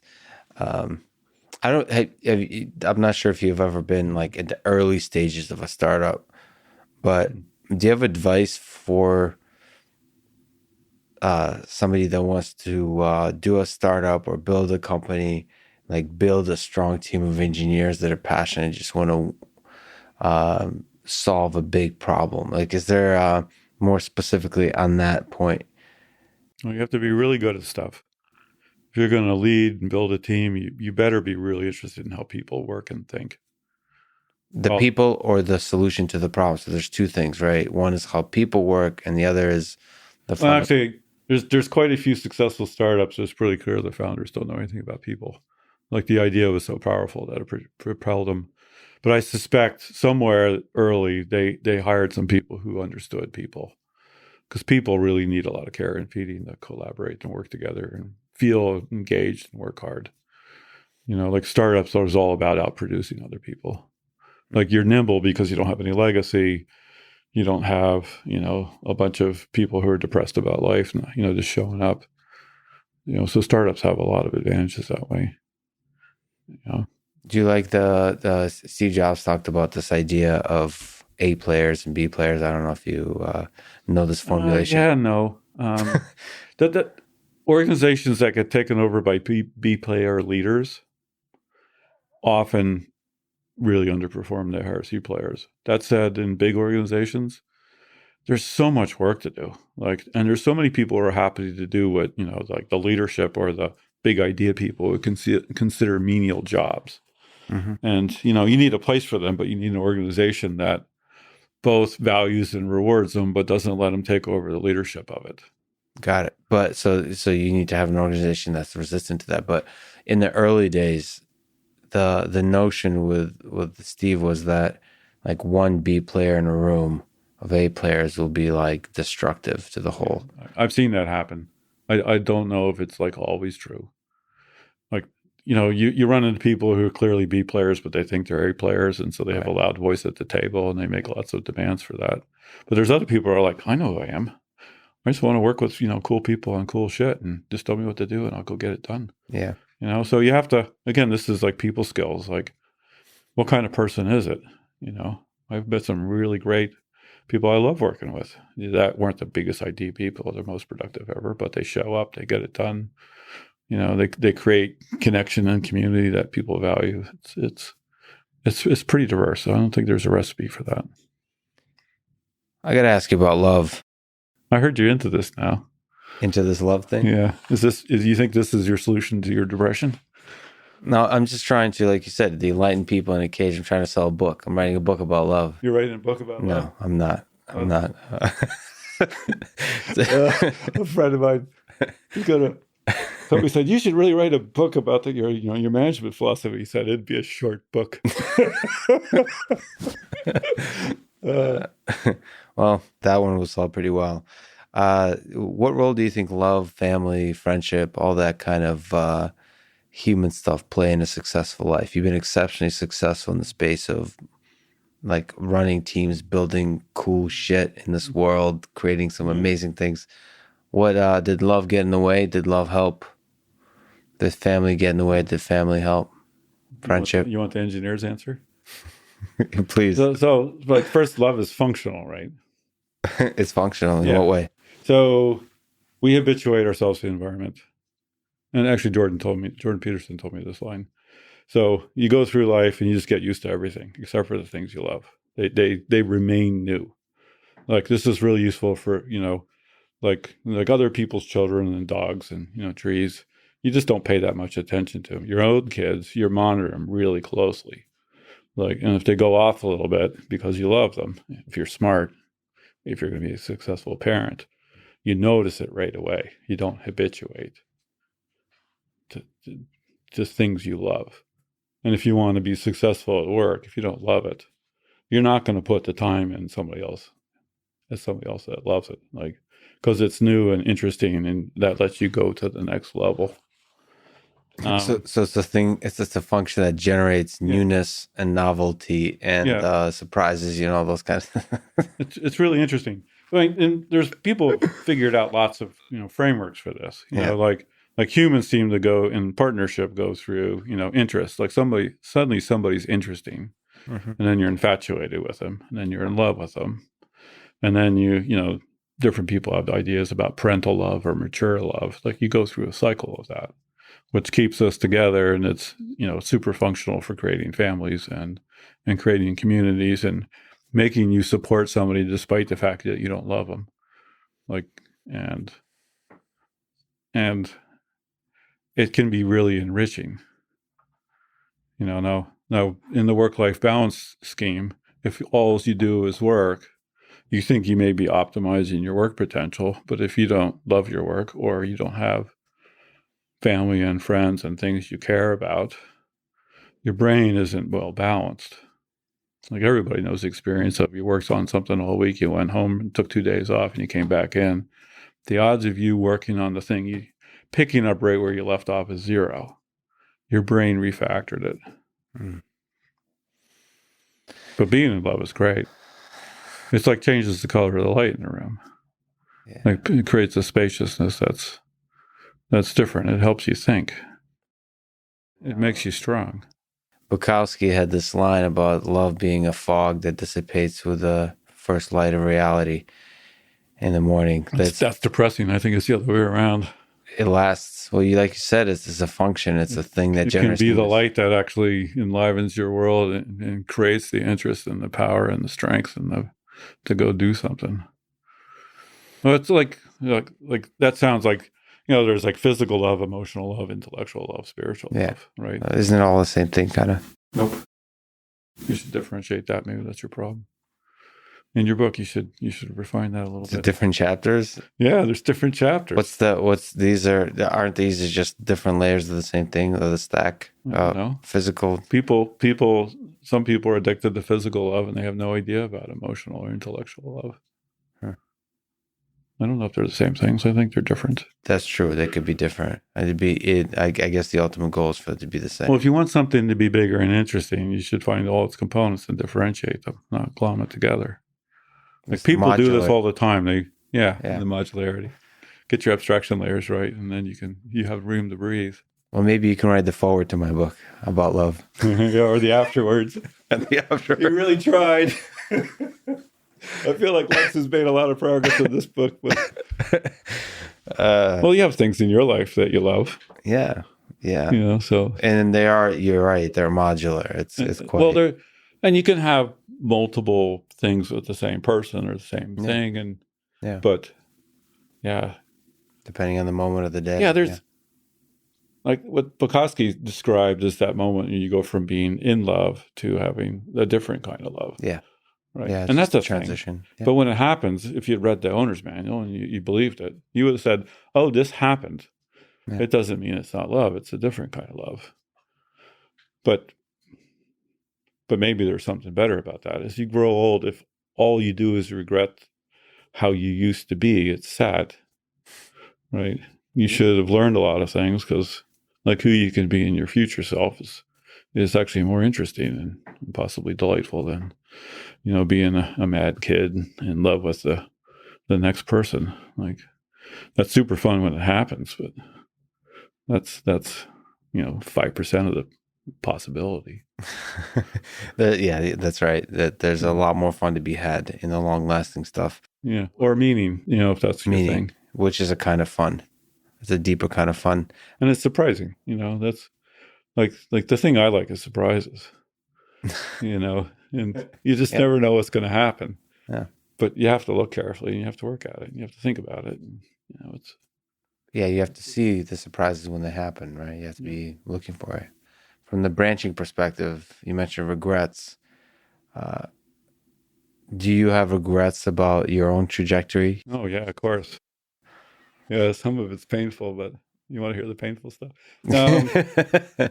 I'd say, like, in terms of working with people, when people did stuff I didn't like, especially if it was a bit nefarious, I took it personally, and I also felt it was personal about them. But a lot of times, like humans are, most humans are a mess, right? And then they act out and they do stuff. And this psychologist I heard a long time ago said, you tend to think somebody does something to you. Mm-hmm. But really what they're doing is they're doing what they're doing while they're in front of you. It's not that much about you. Yeah. Right. And as I got more interested in, when I work with people, I think about them and probably analyze them and understand them a little bit. And then when they do stuff, I'm way less surprised. And I'm and if it's bad, I'm way less hurt. And I react way less. Like I sort of expect everybody's got their shit. Yeah. And it's not about you as much. It's not about me that much. It's like, you do something and you think you're embarrassed, but nobody cares. Like, and somebody's really mad at you. The odds of it being about you. Yeah. No, they're getting mad the way they're doing that because of some pattern they learned. And, and maybe you can help them if you care enough about it. Or you could see it coming and step out of the way. Like I wish I was way better at that. I'm a bit of a hothead. And in you regret that? You said with Steve that was a feature, not a bug. Yeah, well, he was using it as the counterforce to orderliness that would crush his work. Well, you were doing the same. Yeah, maybe. I don't think my vision was big enough. It was more like I just got pissed off and did stuff.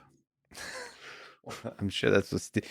Yeah, you're telling. I don't know if it had the it didn't have the amazing effect of creating the $1 trillion company. It was more like I just got pissed off and left, or made enemies that I shouldn't have. And yeah, it's hard. Like, I didn't really understand politics until I worked at Apple, where, Steve was a master player of politics, and his staff had to be, or they wouldn't survive him. And it was definitely part of the culture. And then I've been in companies where they say it's political, but it's all, fun and games compared to Apple. And it's not that the people at Apple are bad people. It's just they operated politically at a higher level. It's not like, oh, somebody said something bad about somebody else, which is most politics.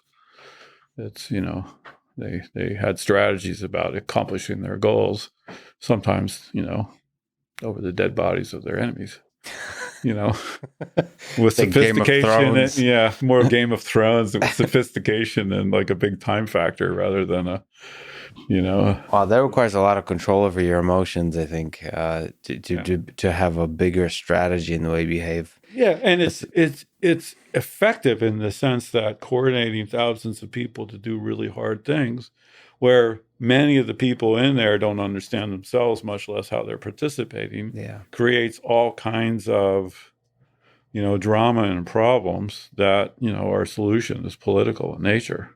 Like, how do you convince people? How do you leverage them? How do you motivate them? How do you get rid of them? How do like there's so many layers of that are interesting.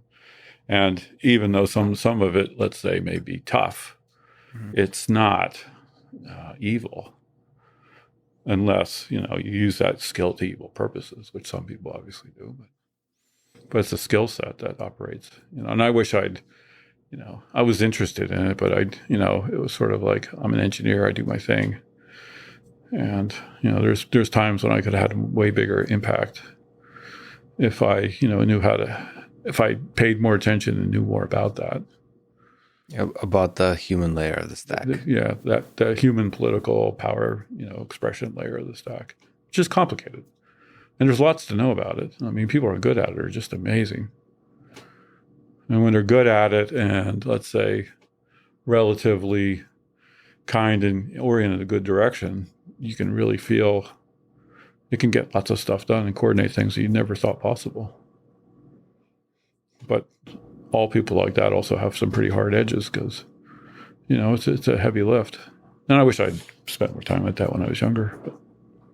But maybe I wasn't ready. I was a wide-eyed kid for 30 years. Still a bit of a kid. Yeah, I know. What do you hope your legacy is when there's a book like a Hitchhiker's Guide to the Galaxy, and there's a one sentence entry about Jim Keller from like that guy lived at some point. There's not many, not many people would be remembered. You're one of the sparkling little human creatures that had a big impact on the world. How do you hope you'll be remembered? My daughter was trying to get. She edited my Wikipedia page to say that I was a legend and a guru. But they took it out, so she put it back in. She's 15. I think that was probably the best part of my legacy. She got her sister, and they were all excited. They were like trying to put it in the references because there's articles in that on the title. Calling you that. So in the eyes of your kids, you're a legend. Well, they're pretty skeptical because they know me better than that. They're like, Dad. So yeah, that's super, that kind of stuff is super fun. In terms of the big legend stuff, I don't care. You don't care. Legacy, I don't really care. You're just an engineer. Yeah, I've been thinking about building a big pyramid. So I had a debate with a friend about whether pyramids or craters are cooler, and he realized that there's craters everywhere, but they built a couple pyramids 5,000 years ago, and they remember you for a while. We're still talking about it. So I think that would be cool. Those aren't easy to build. Oh, I know. And they don't actually know how they built them, which is great. It's either AGI or aliens could be involved. So I think you're gonna have to figure out quite a few more things than just the basics of civil engineering. So I guess you hope your legacy is pyramids. That would be cool. And my Wikipedia page, getting updated by my daughter periodically. Like those two things would pretty much make it. Jim, it's a huge honor talking to you again. I hope we talk many more times in the future. I can't wait to see what you do with TenseTorrent. I can't wait to use it. I can't wait for you to revolutionize yet another space in computing. Yeah. It's a huge honor to talk to you. Thanks for talking today. This was fun. Thanks for listening to this conversation with Jim Keller, and thank you to our sponsors, Athletic Greens, all-in-one nutrition drink, Brooklyn and Sheets, ExpressVPN, and Bel Campo grass-fed meat. Click the sponsor links to get a discount and to support this podcast. And now, let me leave you with some words from Alan Turing. Those who can imagine anything can create the impossible. Thank you for listening, and hope to see you next time.